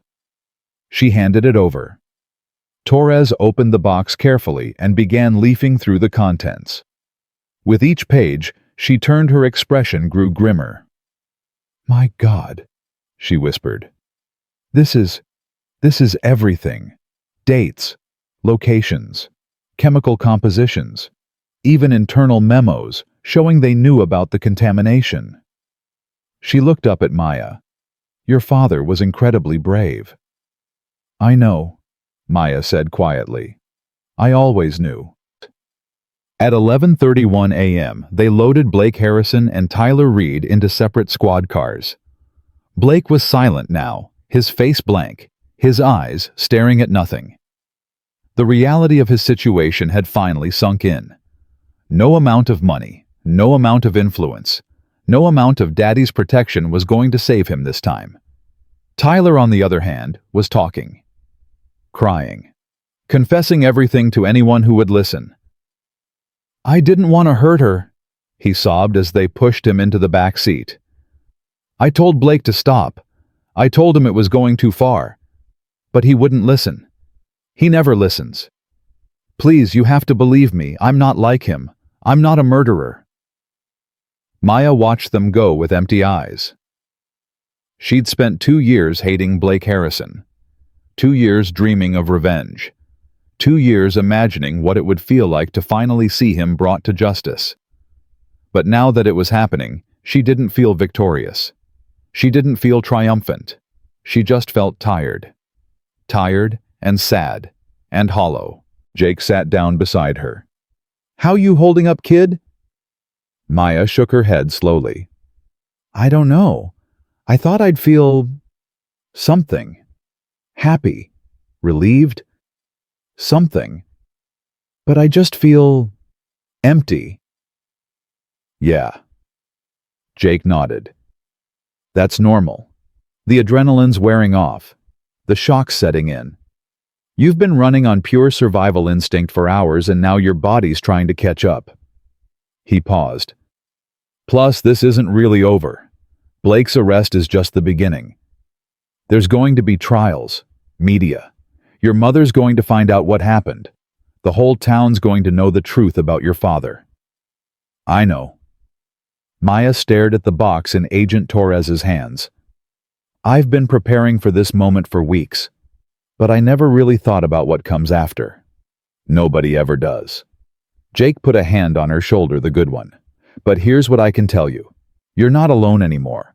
Whatever happens next, you've got people in your corner. Me, Mike, Agent Torres. And from what I can see, you've got more strength in your little finger than Blake Harrison has in his whole body. Maya looked at him. Thank you. For saving my life. For believing me. For knowing my daddy. Your daddy was a good man. Jake's voice was thick with emotion. One of the best I ever met. And when I saw you hanging off that cliff fighting with everything you had, refusing to give up, I knew exactly whose daughter you were." Tears spilled down Maya's cheeks. "I wish he could see this," she whispered. "I wish he could know that his evidence is finally going to be used, that his death wasn't for nothing." "He knows." Jake squeezed her shoulder. "Trust me, kid. Wherever he is, he knows. And he's proud as hell." At 11:45 a.m., the ambulance arrived at Eagle Ridge. Paramedics swarmed around Maya, checking her vital signs, immobilizing her shoulder, preparing her for transport. Agent Torres had already called ahead to the hospital in the next county somewhere outside Harrison's influence to make sure Maya would be safe. As they lifted her onto the stretcher, Jake walked alongside. "I'll follow you to the hospital," he said. "Make sure nobody tries anything stupid." "You don't have to do that." "I know I don't have to." Jake smiled, a real smile this time, warm and genuine. "But your daddy asked me to protect his family. 5 years late, but I'm finally keeping that promise." Maya reached out and grabbed his hand. "Jake, there's something else, something I need you to do." "Name it." "My mom. She's probably at work. She doesn't know any of this happened, and she's going to be terrified when she finds out." Maya's voice broke. Can you? Can you be there when she hears? Can you tell her I'm okay? Tell her I'm safe." Jake squeezed her hand. "I'll do you one better. I'll bring her to you myself." "Thank you." Maya's eyes fluttered closed, exhaustion finally winning the battle. "Thank you for everything." The paramedics loaded her into the ambulance. The doors closed. The siren started to wail. And as the vehicle pulled away from Eagle Ridge, Maya Williams finally let herself believe that maybe, just maybe, things were going to be okay. But at 12:17 p.m., while Maya was being wheeled into the emergency room 50 miles away, something was happening in Pinewood Falls. Richard Harrison had just received a phone call. His son was in custody. Federal agents were executing a search warrant at the quarry, and a metal box full of evidence he thought had been destroyed years ago was now in the hands of the FBI. He stood in his office, phone still pressed to his ear, his face a mask of cold fury. "I understand," he said quietly. "Thank you for the warning." He hung up and turned to face the window. Outside, the quarry stretched for miles, his kingdom, his empire, the source of every dollar he'd ever made. It was all crumbling now. Everything he'd built, everything he'd protected, everything he'd killed for. But Richard Harrison hadn't survived 50 years in this business by giving up easily. If the Williams girl wanted a war, he would give her a war. He picked up his phone and dialed a number he hadn't used in years. "It's me," he said. "I need a cleanup crew, and I need it now." The phone call lasted 47 seconds. Richard Harrison hung up and stared at the wall of his office, his mind calculating possibilities the way it had calculated profit margins for 30 years. His son was in federal custody. Search warrants were being executed at the quarry, and somewhere out there, a 16-year-old girl in a wheelchair had just destroyed everything he'd spent a lifetime building. At 12:23 p.m., he made his first move. "Get me Judge Crawford on the line," he barked at his assistant. "And tell Deputy Reynolds I need to see him immediately. If he's not in my office in 20 minutes, his career is over." The assistant scurried away without a word. Harrison turned to face the window, watching as FBI vehicles pulled into the quarry parking lot below. Agents in blue windbreakers were already spreading out photographing equipment, interviewing workers, building a case that would bury him. But they didn't have everything. Not yet. The box Maya Williams had recovered contained damning evidence, but it was evidence from 5 years ago. The real crimes, the recent ones, the ones that could put him away for the rest of his life, those records were still in his private safe, in his house, unprotected. He had maybe 2 hours before the FBI obtained a warrant for his residence. 2 hours to destroy everything.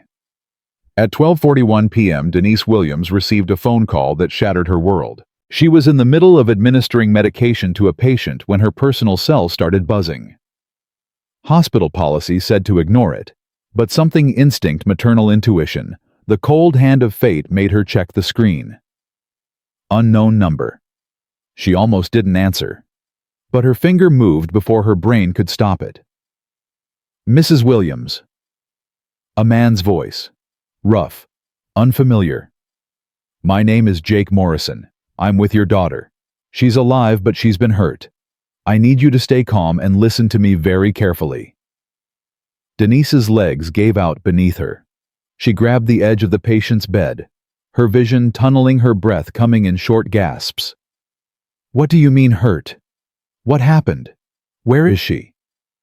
She's at Riverside General, about 50 miles east of Pinewood Falls. She's stable, dislocated shoulder, some scrapes and bruises, but she's going to be okay. The doctors are taking good care of her. What happened? Denise's voice rose to a scream. Tell me what happened to my daughter. Jake paused. When he spoke again, his voice was heavy with something that sounded like guilt. Blake Harrison pushed her off a cliff at Eagle Ridge.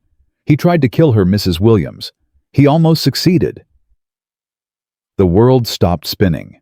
Denise couldn't breathe, couldn't think, couldn't do anything but stand there, phone pressed to her ear, while the words Blake Harrison pushed her off a cliff echoed through her skull like a death sentence. Mrs. Williams, are you still there? I'm coming. Her voice was barely a whisper. I'm coming right now. I'll meet you at the hospital, but there's more you need to know. Things about your husband, things Maya discovered. It's not safe to talk on the phone, but... Denise hung up. She was already running. At 1:07 p.m., Maya woke up in a hospital bed. The first thing she saw was white. White ceiling, white walls, white sheets. For a terrifying moment, she thought she was dead, that the cliff had claimed her after all, that everything since had been nothing but a dying dream. Then the pain hit. Her shoulder screamed, her arms throbbed. Every muscle in her body felt like it had been beaten with a hammer. She was alive. Broken, battered, but alive. Easy there. Jake's voice. He was sitting in a chair beside her bed, his massive frame somehow crammed into a space designed for people half his size. Where am I? Maya's throat was raw, her voice barely recognizable. Riverside General, 50 miles from Pinewood Falls, far enough that Harrison's people can't touch you. Jake leaned forward. How are you feeling? Like I fell off a cliff. Yeah, that'll happen. A ghost of a smile crossed his face. Doctors say your shoulder was dislocated, but they popped it back in. Gonna hurt like hell for a few weeks, but no permanent damage. You got lucky, kid. Lucky. Maya laughed, but there was no humor in it. Is that what we're calling it? You're alive. Blake Harrison's in federal custody. The FBI has your father's evidence. I'd call that pretty damn lucky, all things considered. Maya stared at the ceiling. My mom, does she know? I called her about half an hour ago. She's on her way. How did she take it? Jake hesitated. About how you'd expect. She's scared, Maya. Scared and confused and probably breaking every speed limit between here and there. But she's coming. That's what matters. Maya closed her eyes. She thought about the last conversation she'd had with her mother. The cruel things she'd said. The accusations. The way she'd slammed her bedroom door and refused to come out. I said terrible things to her, Maya whispered. The night before the field trip. We had a fight about her moving on, dating someone new. I called her selfish. I said she was trying to replace my daddy. Sounds like a normal mother-daughter fight to me. But what if those were the last words I ever said to her? Maya's voice cracked. What if I died on that cliff, and the last thing my mom remembered was me telling her I didn't want anything from her? Jake reached out and took her hand. His grip was rough but gentle, like a man who'd learned tenderness the hard way. But you didn't die, he said quietly. You're here. You're alive, and you're going to have plenty of chances to tell your mom you love her. That's more than a lot of people get. Tears spilled down Maya's cheeks. My daddy didn't get that chance. The morning he died, he just went to work like normal, kissed my mom goodbye, told me he loved me, Said he'd be home for dinner. And then he never came back. I know. Jake's voice was thick. I know, kid. But here's the thing about your father. He knew the risks. He knew what he was up against. And he kept fighting anyway because he believed the truth was worth dying for. That's not tragedy. That's courage.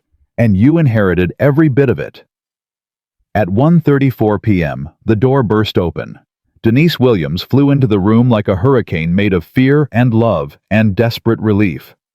She crossed the space in 3 strides and threw herself onto Maya's bed, wrapping her arms around her daughter so tightly that Maya gasped in pain. Baby? Oh my God, baby. I thought I lost you. I thought... Mom. Maya hugged back with her good arm. Mom, I'm okay. I'm okay. You're not okay. Denise pulled back, her face streaked with tears, her eyes wild with terror. You fell off a cliff. That boy, that monster, he tried to kill you? But he didn't. I'm still here. I'm still... And I wasn't there. Denise's voice broke completely. I was at work giving some stranger their medication while my daughter was fighting for her life on a mountain. I should have been there, Maya. I should have known something was wrong. I should have... Mom, stop! Maya grabbed her mother's hand with fierce strength. Stop. This isn't your fault. None of this is your fault. But I let you down. I've been so wrapped up in my own grief, my own loneliness, that I didn't see what was happening to you. I didn't know how bad things had gotten at school. I didn't know Blake was... Nobody knew. Maya's voice was calm now, steady.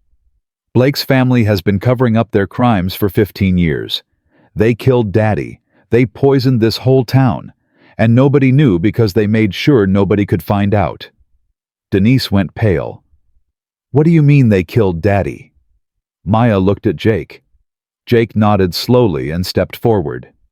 Mrs. Williams, I think you'd better sit down. There's a lot you need to hear. At 1:52 p.m., Denise Williams learned the truth about her husband's death.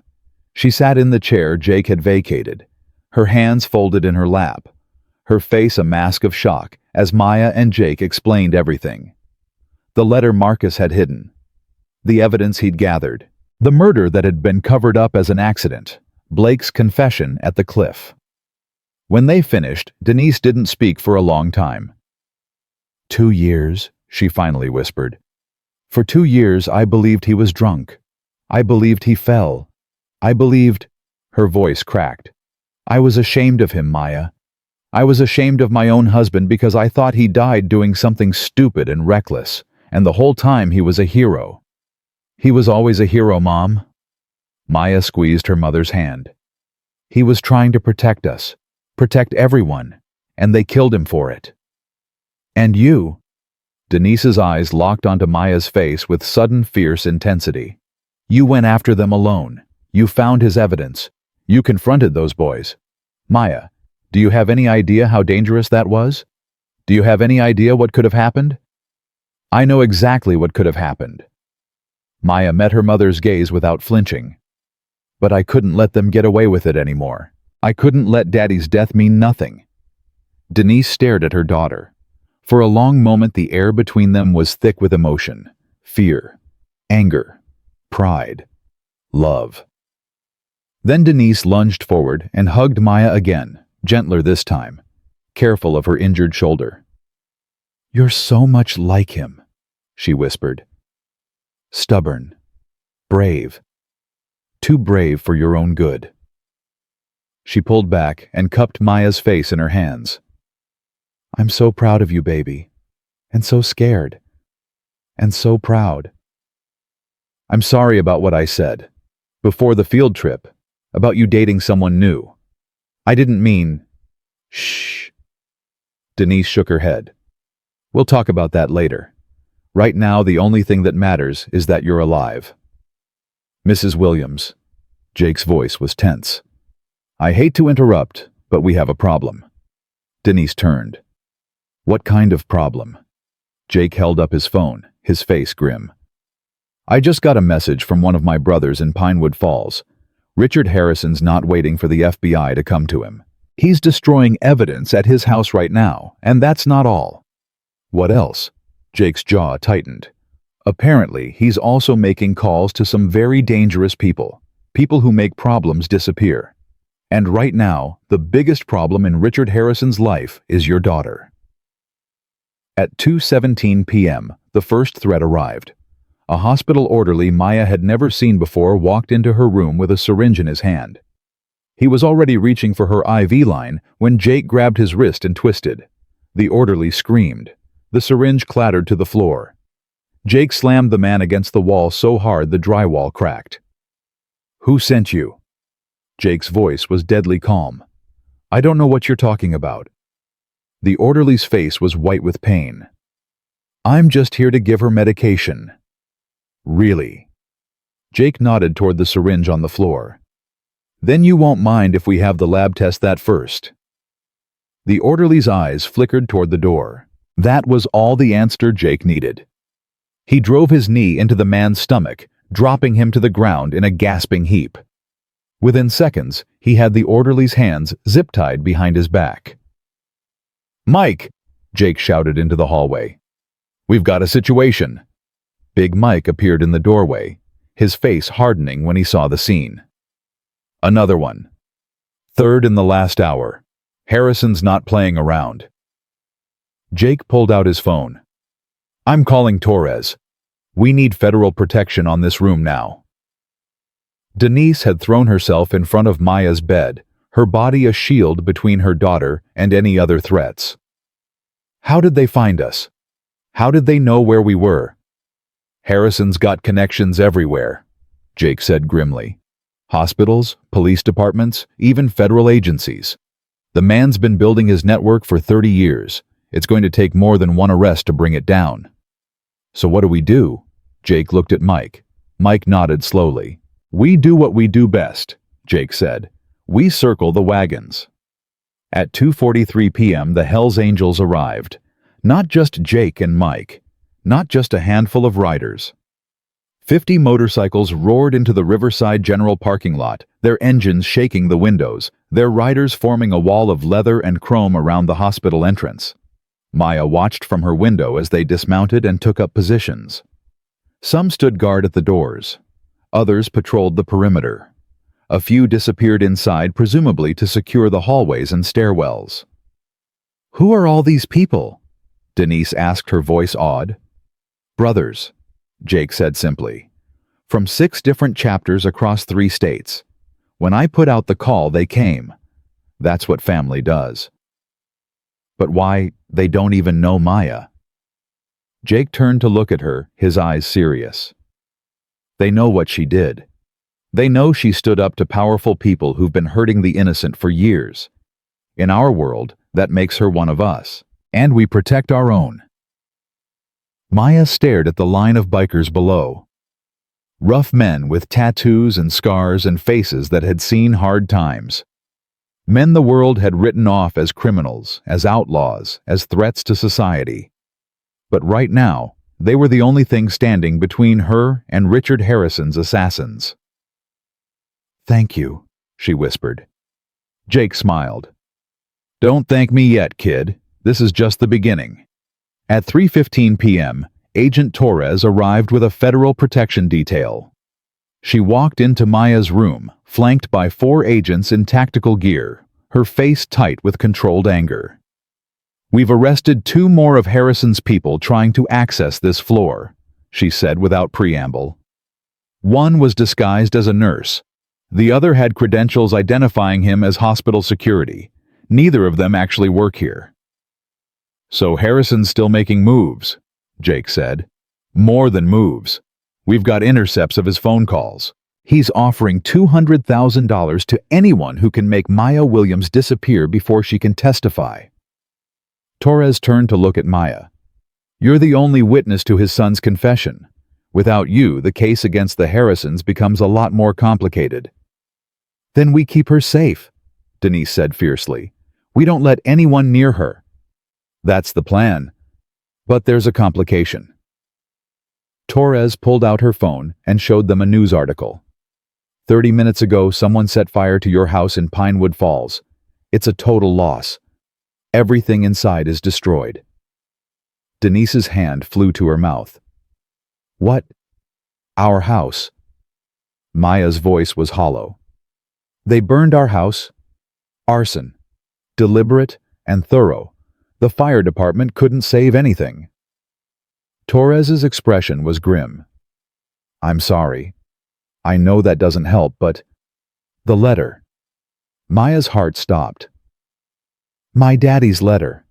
I left it under my mattress. I left it. Gone. Torres shook her head. Everything in that house is gone.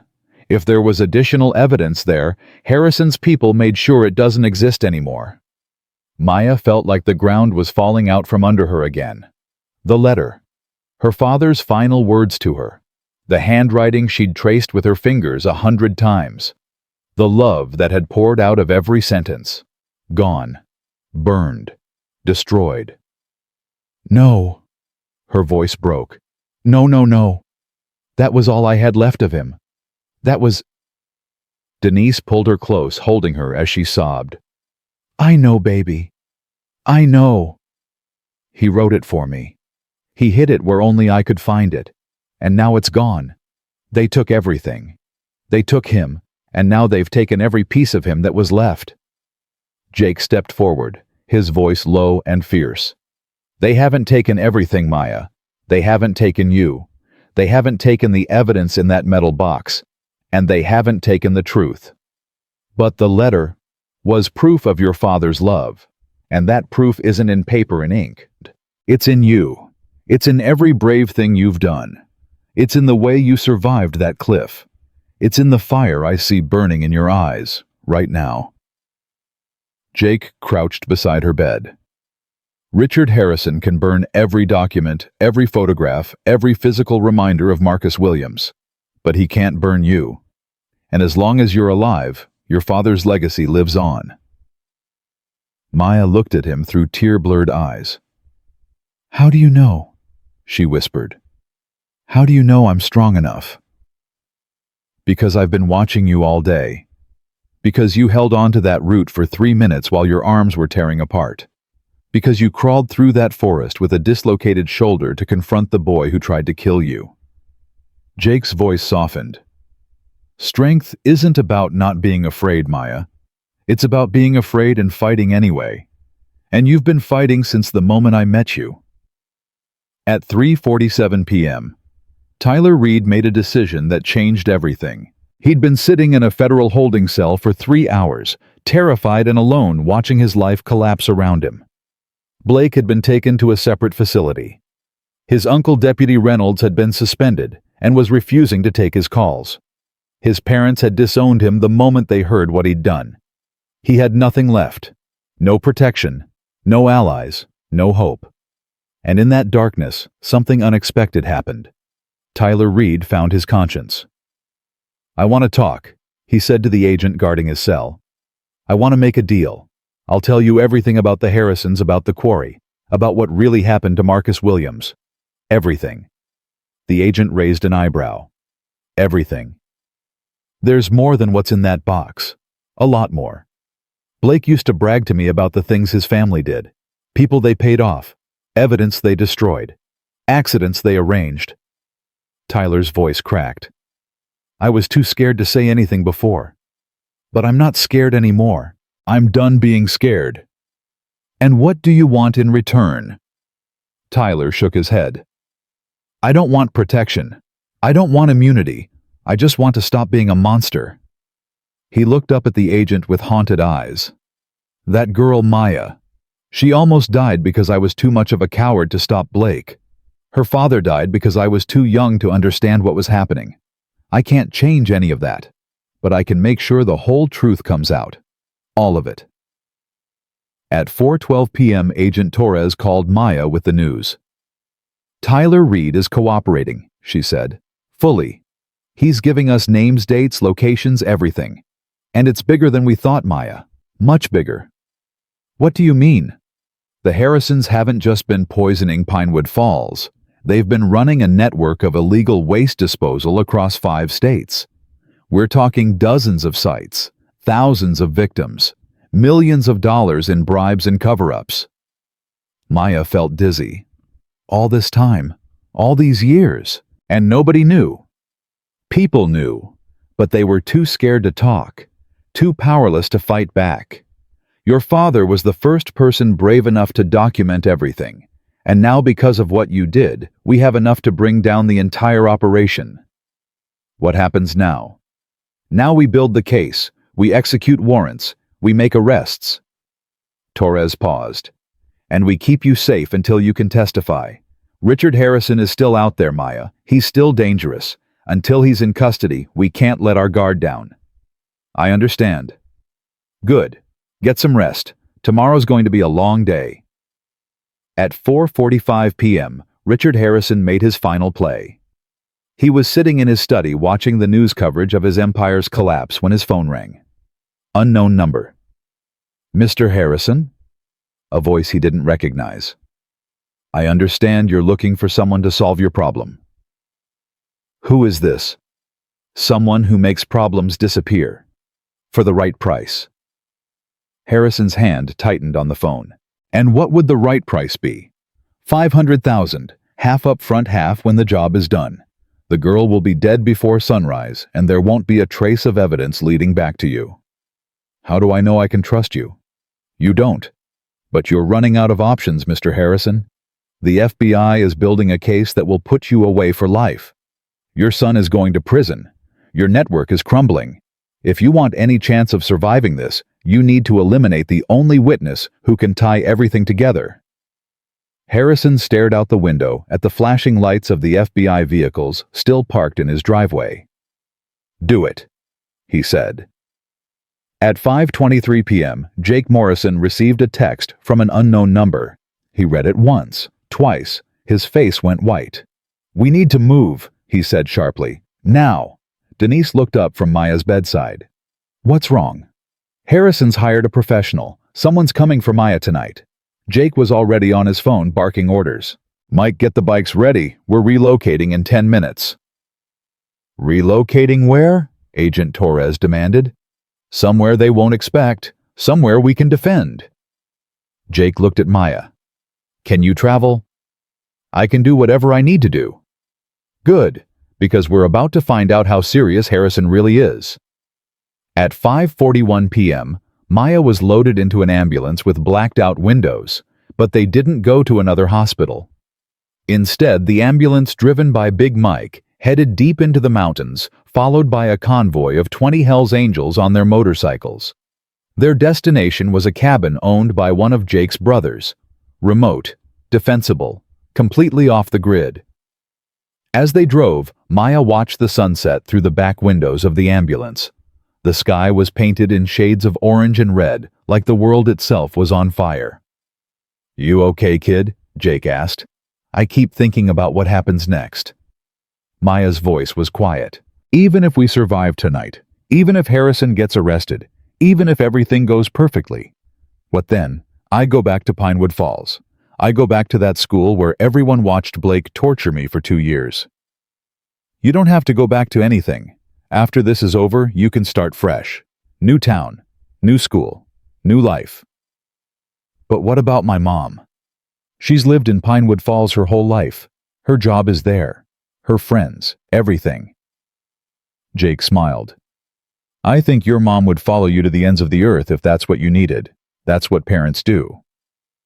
At 7:15 p.m., they arrived at the cabin. It was small but solid, built from rough-hewn logs, nestled in a valley surrounded by dense forest. The Hells Angels had already established a perimeter, their bikes hidden in the trees, their riders stationed at every approach. Inside the cabin was warm and surprisingly comfortable. Someone had stocked it with food, blankets, medical supplies. A fire crackled in the stone fireplace. Denise helped Maya onto a couch near the fire, then stood guard at the window like a mother lion protecting her cub. Try to rest, she said. I'll keep watch. Mom, you've been awake for almost 24 hours. You need to sleep too. I'll sleep when this is over. Denise's voice was fierce. I wasn't there to protect you at Eagle Ridge. I'm not making that mistake again. Maya reached out and took her mother's hand. I love you, Mom. Denise's eyes glistened. I love you too, baby, more than anything in this world. At 8:47 p.m., they heard the first gunshot. It came from somewhere in the forest, sharp and clear, followed by shouting and the roar of motorcycle engines. Jake burst through the cabin door, his pistol drawn. We've got company. At least 6, maybe more. They came up the back ridge. Harrison's people, Denise asked. Professional, armed, organized. Jake positioned himself at the window. Mike's holding the east approach, but they're trying to flank us. More gunshots. Closer now. Maya tried to sit up, but pain lanced through her shoulder. What do we do? You stay down. You stay quiet. And you let us handle this. Jake looked at her with fierce determination. I made a promise to your father, Maya. I'm not breaking it now. He disappeared back into the darkness. At 9:03 p.m., the cabin door exploded inward. A figure in black tactical gear stormed through rifle raised, moving with the precision of a trained killer. He never saw Denise coming. She swung a cast-iron skillet with every ounce of strength she had. It connected with the side of his head with a sickening crack. He dropped like a puppet with cut strings. "Mom!" Maya screamed. Denise was already grabbing the fallen rifle, her hands shaking, but her face set with determination. "Stay behind me, baby! Stay behind me!" Another figure appeared in the doorway. Denise fired. The shot went wide, shattering a window, but it was enough to make the attacker dive for cover. "Jake!" Denise screamed. "Jake, we need help!" At 9:11 p.m., the cavalry arrived. Not just the Hells Angels, the FBI, state police, a helicopter thundering overhead with a spotlight sweeping the forest. Agent Torres's voice crackled over a bullhorn. "This is the FBI. Drop your weapons and surrender, you are surrounded." The remaining attackers tried to flee, but there was nowhere to go. Within minutes, they were face down on the ground, hands cuffed behind their backs, their mission a complete failure. Jake found Maya and Denise huddled behind the couch, both alive, both unharmed. "It's over," he said. "It's finally over." At 10:34 p.m., Richard Harrison was arrested. Agents found him in his private jet on a runway 40 miles outside Pinewood Falls trying to flee the country. He was dragged off the plane in handcuffs, his face a mask of cold fury, his empire in ruins around him. Agent Torres personally read him his rights. "Richard Harrison, you are under arrest for the murder of Marcus Williams, conspiracy to commit murder, environmental crimes, bribery, and obstruction of justice. You have the right to remain silent.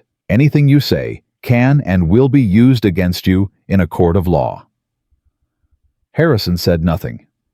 But as they led him away, he turned to look at the camera crews that had gathered to document his fall. "This isn't over," he said quietly. "This will never be over." But he was wrong. At 11:58 p.m., Maya Williams sat in the cabin surrounded by the people who had saved her life. Her mother was beside her holding her hand. Jake was by the fire, finally allowing himself to rest. Big Mike was outside sharing a cigarette with Agent Torres and laughing about something. The nightmare was ending. The truth was out. And for the first time in 2 years, Maya felt something she'd almost forgotten how to feel. Hope. "What happens tomorrow?" she asked. Jake looked up from the fire. "Tomorrow we start rebuilding. The town, the trust, everything the Harrisons destroyed." He smiled at her. "And you, Maya Williams, get to decide what kind of future you want." Maya looked at her mother, at Jake, at the Hells Angels, who had risked their lives for a girl they didn't even know. "I want to tell my father's story," she said quietly. "I want the whole world to know what he sacrificed, what he fought for, what he died trying to protect. Then that's what we'll do." Jake raised an imaginary glass. "To Marcus Williams, a hero, a father, and the bravest man I ever met." "To Daddy," Maya whispered. Outside, the first light of dawn was beginning to break over the mountains. A new day was coming, and Maya Williams was ready to face it. The dawn broke over Pinewood Falls at 6:17 a.m. on a Tuesday morning, 3 weeks after Richard Harrison's arrest. Maya Williams sat in her new wheelchair, a custom model the Hells Angels had pooled their money to buy, and watched as the construction crew finished hanging the banner across Main Street. The words gleamed in the early sunlight, Pinewood Falls Community Healing Day. "You ready for this?" Jake asked, rolling his motorcycle to a stop beside her. "No," Maya admitted. "But I'm going to do it anyway." Today was the day she would address the town. The people who had looked away while Blake tormented her. The teachers who had pretended not to see. The neighbors who had whispered about her father's drinking while knowing deep down that something wasn't right. Today, Maya Williams would finally have her say. At 7:45 a.m., Denise found Maya staring at her father's grave. The cemetery was quiet, the morning mist still clinging to the grass. Marcus Williams' headstone had been cleaned and polished, and someone Maya suspected Jake had placed fresh flowers at its base. "I thought I'd find you here," Denise said softly, kneeling beside her daughter. "I wanted to tell him what's happening today." Maya's voice was thick with emotion. "I wanted him to know that people are finally going to hear the truth." "He knows, baby." Denise put her hand on Maya's shoulder. "Wherever he is, he knows." "Do you really believe that?" Denise was quiet for a moment. "I believe that love doesn't end when someone dies. I believe that the people we lose become part of us, and they see the world through our eyes. So yes, I believe your daddy is watching, and I believe he's prouder of you than he's ever been." Maya reached out and touched the cold stone. "I'm scared, Daddy," she whispered. "I'm scared of standing up in front of all those people. I'm scared of what they'll think. I'm scared that after everything it won't make a difference." The wind shifted, rustling through the trees. And for just a moment, Maya could have sworn she felt a hand on her cheek. "He's telling you to be brave," Denise said quietly. Maya smiled through her tears. "He always did." At 9:23 a.m., the town square began to fill. People came from everywhere. Miners who had worked at the quarry for decades. Families who had lost loved ones to the poisoned water. Teachers, shopkeepers, retirees. Even some of Maya's classmates, their faces uncertain, shuffling their feet as they found places to stand. And in the front row, surrounded by federal agents, sat Tyler Reed. He wasn't in handcuffs, he'd been granted immunity in exchange for his testimony, but his face carried the weight of a guilt that would never fully lift. When his eyes met Maya's, he looked away first. "You don't have to forgive him," Jake said, following her gaze. "Some things can't be forgiven." "I know." Maya watched Tyler for a moment longer. "But holding on to hate is exhausting. And I'm tired of being exhausted." "That's not forgiveness. That's wisdom." "Is there a difference?" Jake smiled. "Ask me again in 20 years. At 10:30 a.m., sharp, Maya wheeled herself onto the makeshift stage. The crowd fell silent. 300 faces stared up at her, some sympathetic, some curious, some still harboring the stubborn denial that had protected Pinewood Falls for so long. Maya gripped the microphone with trembling hands. 2 years ago, she began, her voice wavering. "My father was murdered." A ripple went through the crowd. Some people shifted uncomfortably. Others leaned forward. "For 2 years I was told it was an accident. For 2 years I was told he was drunk, that he fell, that it was his own fault. And for 2 years I believed it. Because that's what everyone believed. That's what everyone wanted to believe." She paused, steadying herself. But it was a lie. A lie created by powerful people to protect their crimes. A lie that was repeated so many times it became truth. A lie that I almost died trying to expose. Maya looked out at the crowd, at the faces of people who had watched her suffer in silence, who had turned away when she needed help, who had chosen comfort over courage. "I'm not here to blame you," she said. "I'm not here to make you feel guilty. I'm here to tell you what happened because the truth matters. Because my father's life mattered. Because every person who got sick from that poisoned water matters." She took a deep breath. My father, Marcus Williams, spent 3 years documenting the crimes of the Harrison Quarry. He photographed illegal dumping. He collected water samples. He gathered testimony from workers who were too scared to come forward on their own. He did all of this knowing that it could get him killed. And it did. The crowd was completely silent now. Richard Harrison had my father murdered on the night of October 17th, 2 years ago. His son Blake Harrison was present. He watched my father beg for his life. He watched Richard Harrison push him off that cliff. And then he spent the next 2 years tormenting me at school, trying to break me the way his father broke my daddy. Maya's voice grew stronger. But I didn't break. I survived. And now the truth is finally coming out.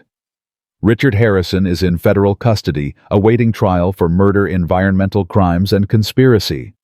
His son is facing charges as an accessory. And the evidence my father gathered is being used to hold them accountable.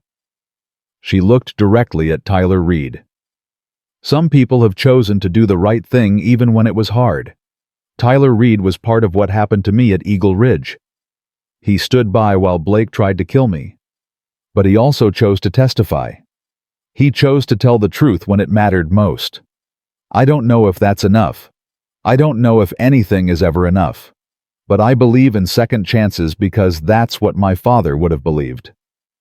Tyler's head dropped. His shoulders shook. Maya turned back to the crowd. Pinewood Falls is my home. It's where I was born. It's where I grew up.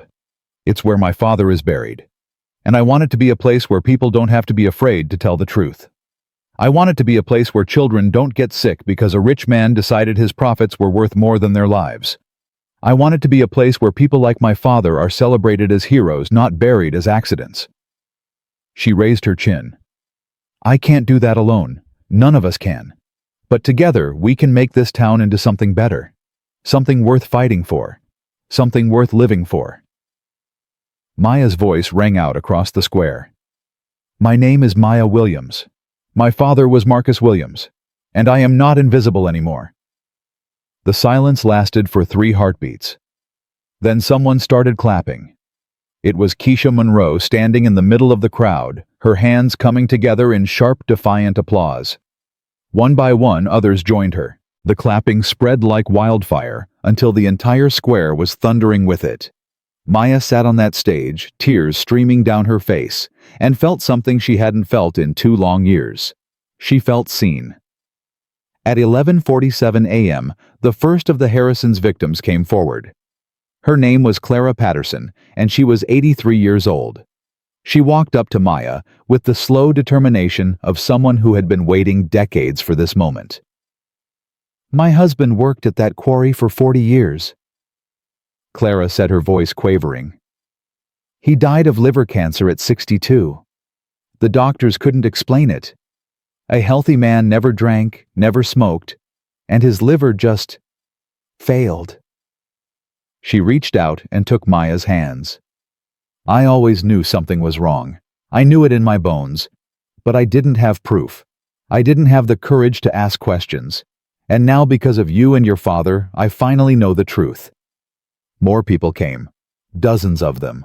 Men and women and children, each with their own story of loss and pain, and questions that had never been answered. A young mother whose son had been born with birth defects. An old miner whose lungs had given out at 50. A teacher whose sister had developed a rare form of cancer that the doctors had never been able to explain. Story after story after story, each one a thread in a tapestry of suffering that stretched back 15 years. Maya listened to them all. At 1:23 p.m., Agent Torres arrived with news. The grand jury just handed down indictments, she told Maya privately. Richard Harrison is facing 27 counts, including first-degree murder. Blake is being charged as an accessory and will be tried as an adult. Deputy Reynolds and 3 other local officials are being charged with obstruction and conspiracy. What about the quarry? Shut down permanently. The EPA is classifying the entire site as a Superfund location. Cleanup is going to take years, maybe decades, but it's happening. Torres paused. There's something else. What? The families of the victims are filing a class action lawsuit against the Harrison estate. With the evidence your father gathered and the testimony we've collected, they're expecting a settlement in the hundreds of millions. Maya stared at her. Hundreds of millions. The Harrisons have been poisoning this county for 15 years. They're going to pay for every illness, every death, every life they destroyed. It won't bring anyone back, but it'll make sure the survivors can afford the medical care they need. And the money goes to the families. Every penny. The lawyers are working pro bono. Torres smiled grimly. Turns out there are a lot of people who've been waiting for a chance to take down the Harrisons. Your father's evidence gave them that chance. At 2:45 p.m., Maya had an unexpected visitor. She was resting in the community center, her shoulder aching from the morning's exertion when the door opened and a woman walked in. Maya didn't recognize her at first. She was well-dressed mid-40s, with the polished look of someone who'd spent her life among wealth and privilege. But her eyes were red from crying, and her hands were trembling. "Miss Williams." The woman's voice was barely a whisper. "My name is Catherine Harrison. I'm Richard's wife, Blake's mother." Maya's whole body went rigid. "I know I have no right to be here," Catherine continued quickly. "I know what my husband did, what my son did. I know there's nothing I can say that will make any of it better. Then why are you here?" Catherine sank into a chair across from Maya, her composure crumbling. "Because I need you to know that I didn't know. I swear to God I didn't know about the dumping. I didn't know about your father. I didn't know what Blake was doing to you at school." Her voice broke. "I was so busy being the perfect wife, the perfect hostess, that I didn't see what was happening right in front of me. My husband was a murderer. My son is a monster. And I was too blind, too willfully blind to stop any of it." Maya watched her cry, unsure what to feel. "Why are you telling me this?" "Because I need to apologize. Not for forgiveness, I know I don't deserve that, but because you deserve to hear someone from my family take responsibility." Catherine looked up, her eyes raw. "My husband destroyed your father. My son tried to destroy you. I can't undo any of that, but I can tell you that I'm donating my entire inheritance to the victims' fund. Every penny. The house, the cars, the investments, all of it. It won't bring Marcus Williams back, but maybe it can help the people he was trying to save." Maya was silent for a long moment. "You didn't kill my father," she finally said, "and you didn't push me off that cliff. But you're right, you should have seen what was happening. You should have asked questions. You should have been braver." Catherine nodded, tears streaming down her face. "But so should a lot of people." Maya leaned forward. "This whole town looked the other way for 15 years. Teachers, police, neighbors, everyone. You're not special, Mrs. Harrison. You're just another person who chose not to see." "I know. The question is, what are you going to do now? Are you going to keep being blind? Or are you going to open your eyes and help fix what your family broke?" Catherine stared at her. "I'll do whatever you want. Whatever it takes. Then testify against your husband. Tell the court everything you know. Help us make sure he never hurts anyone again." "I already planned to." Catherine stood, wiping her eyes. "Thank you for listening to me. I know you didn't have to." She was almost at the door when Maya spoke again. "Mrs. Harrison." Catherine turned. "My father believed that everyone deserves a second chance. I'm trying to believe that too. So for what it's worth, I hope you find a way to live with what your family did. I hope you find a way to do better." Catherine's face crumpled with fresh tears. "Thank you," she whispered. And then she was gone. At 4:30 p.m., Jake found Maya at her father's grave again. "You've had quite a day," he said, settling down on the grass beside her wheelchair. "I've had quite a month." Maya managed a tired smile. "Is it weird that I keep coming here?" "You're talking to the man who visits his mother's grave every Sunday. Nothing weird about wanting to be close to the people we've lost." Maya traced her father's name with her eyes. Marcus Williams, beloved husband and father. "I've been thinking about something," she said. "Something I need to ask you." "Ask away." "Why did you come that day at Eagle Ridge? You weren't looking for me. You didn't know I existed until you heard me scream. So why were you there?" Jake was quiet for a long moment. "Every year on October 17th, I ride up to Eagle Ridge," he finally said. "I park my bike near the cliff where your father died, and I sit there for a few hours just thinking, remembering, feeling guilty for not being able to save him." Maya's breath caught. "October 17th. That's the anniversary of his death. This year was the first time I wasn't alone up there. When I heard your scream, I didn't know who you were or what was happening.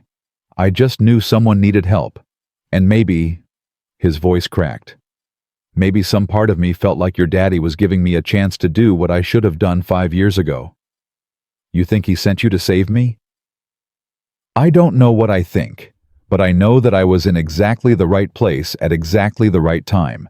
And I know that I'm not much for believing in coincidences." Jake looked at her with fierce tenderness. "You're Marcus Williams' daughter. You're a fighter. You're a survivor. And whether it was fate or luck or your daddy's ghost riding shotgun on my motorcycle, I'm grateful every day that I found you." Maya reached out and took his hand. "Thank you," she said, "for saving my life, for believing in my father, for everything." Jake squeezed back. "That's what family does." At 6:15 p.m., Denise made an announcement. The three of them were sitting in the small apartment the town had provided while their new house was being built. Denise, Maya, and Jake sharing a dinner of takeout Chinese food that Big Mike had insisted on paying for. "I ended things with James," Denise said quietly. Maya looked up from her lo mein. "What?" "The doctor I was seeing. The one I told you about." Denise set down her chopsticks. "It wasn't fair to him. I wasn't really present in that relationship. I was just running, trying to escape my grief instead of dealing with it." "Mom, you don't have to—" "Let me finish." Denise reached across the table and took Maya's hand. "What happened at Eagle Ridge made me realize something. I've spent 2 years trying to move on from your father's death, trying to be strong, trying to prove that I could survive without him. But I never stopped to actually grieve. I never let myself feel the loss." "Neither did I," Maya admitted. "I was so angry. At him for leaving. At the world for taking him. At myself for not being able to stop it. I turned all that pain into hate, and I aimed it at everyone around me. Including me. Especially you. And I'm sorry for that, Mom. I'm so sorry." Denise was crying now, but she was smiling too. "We're quite a pair, aren't we? Two broken people trying to pretend we're whole." "Maybe we can be broken together," Maya said. "Maybe that's okay." Jake cleared his throat. "If you two are done making me cry into my egg rolls, I have something to say."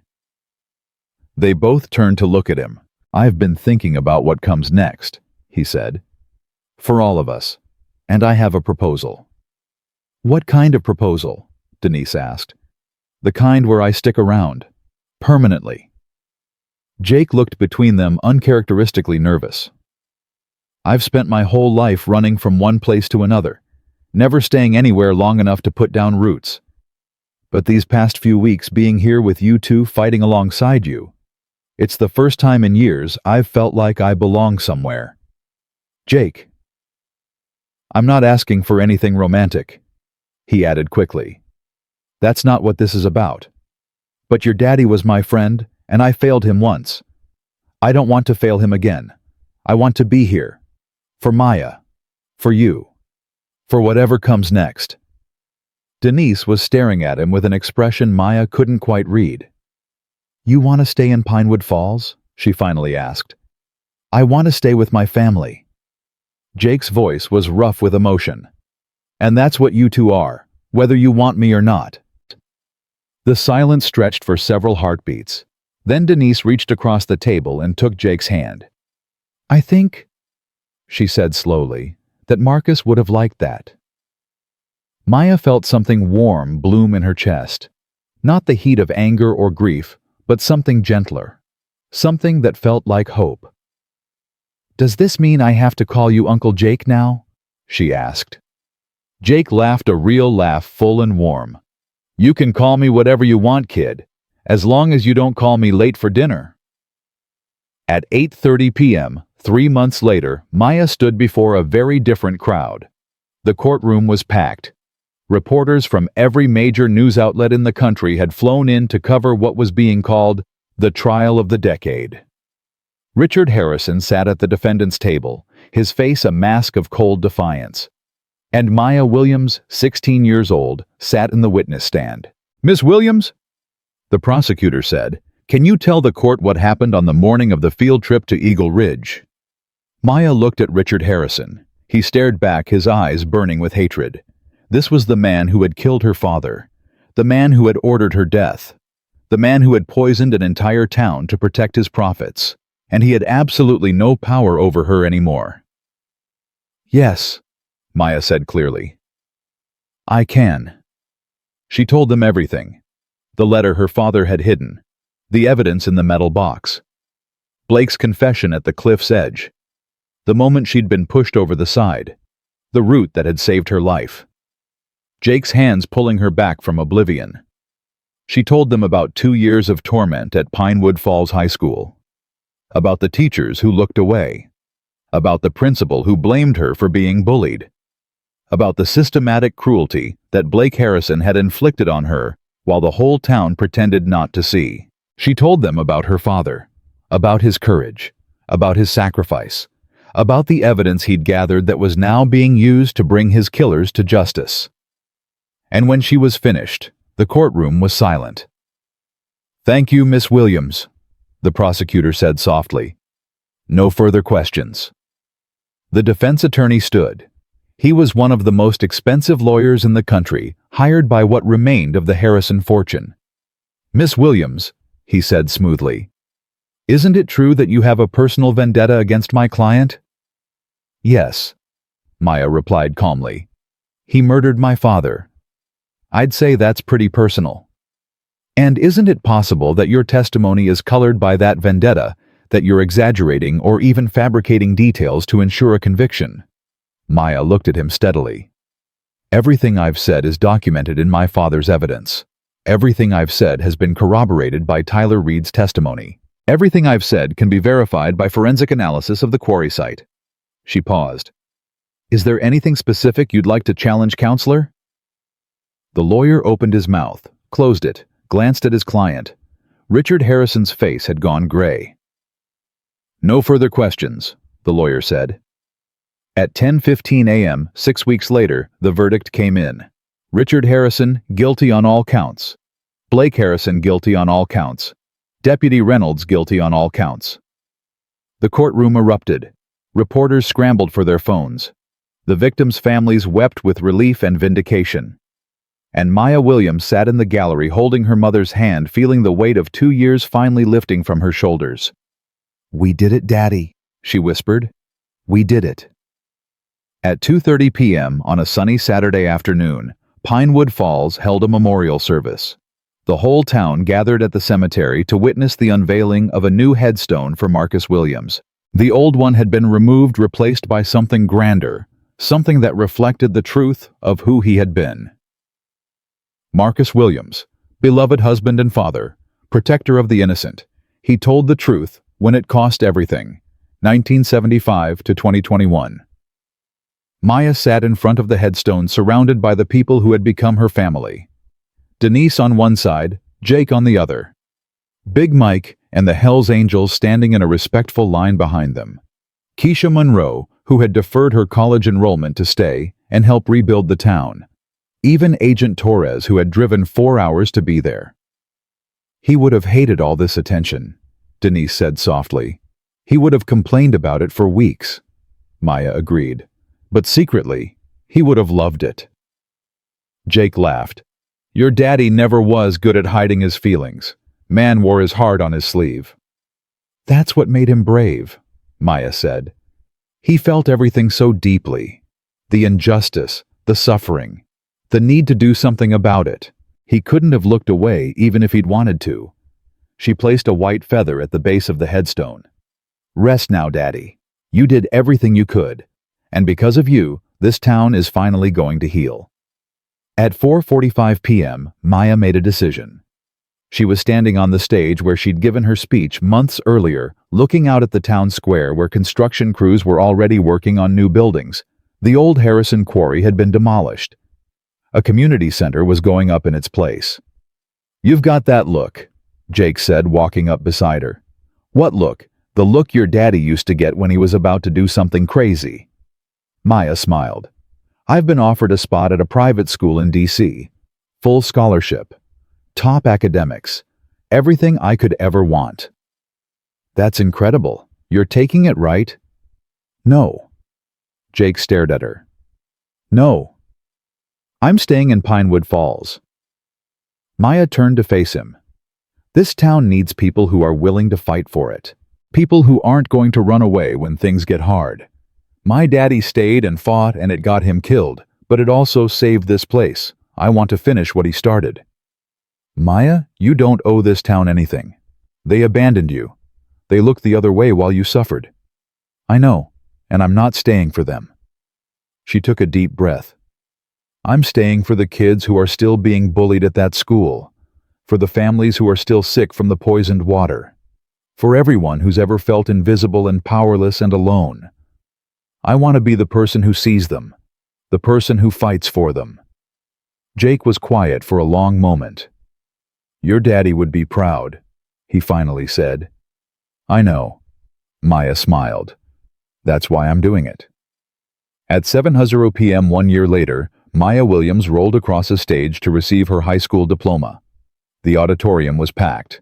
The entire town had turned out to watch the graduating class of Pinewood Falls High, the first class to graduate since the Harrisons' conviction, the first class to grow up in a town that was finally learning how to heal.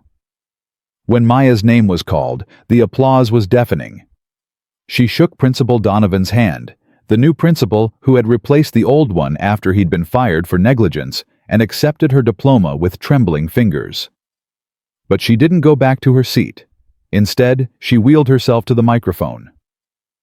"I wasn't planning to make a speech," she said, her voice steady. "But there's something I need to say." The auditorium fell silent. 3 years ago, I was pushed off a cliff by a boy who thought I was worthless. He thought that because I was black, because I was disabled, because I was poor, I didn't deserve to exist. He thought he could erase me and nobody would care. She looked out at the sea of faces. He was wrong.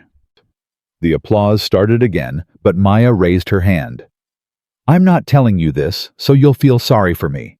I'm telling you this because I want you to remember it.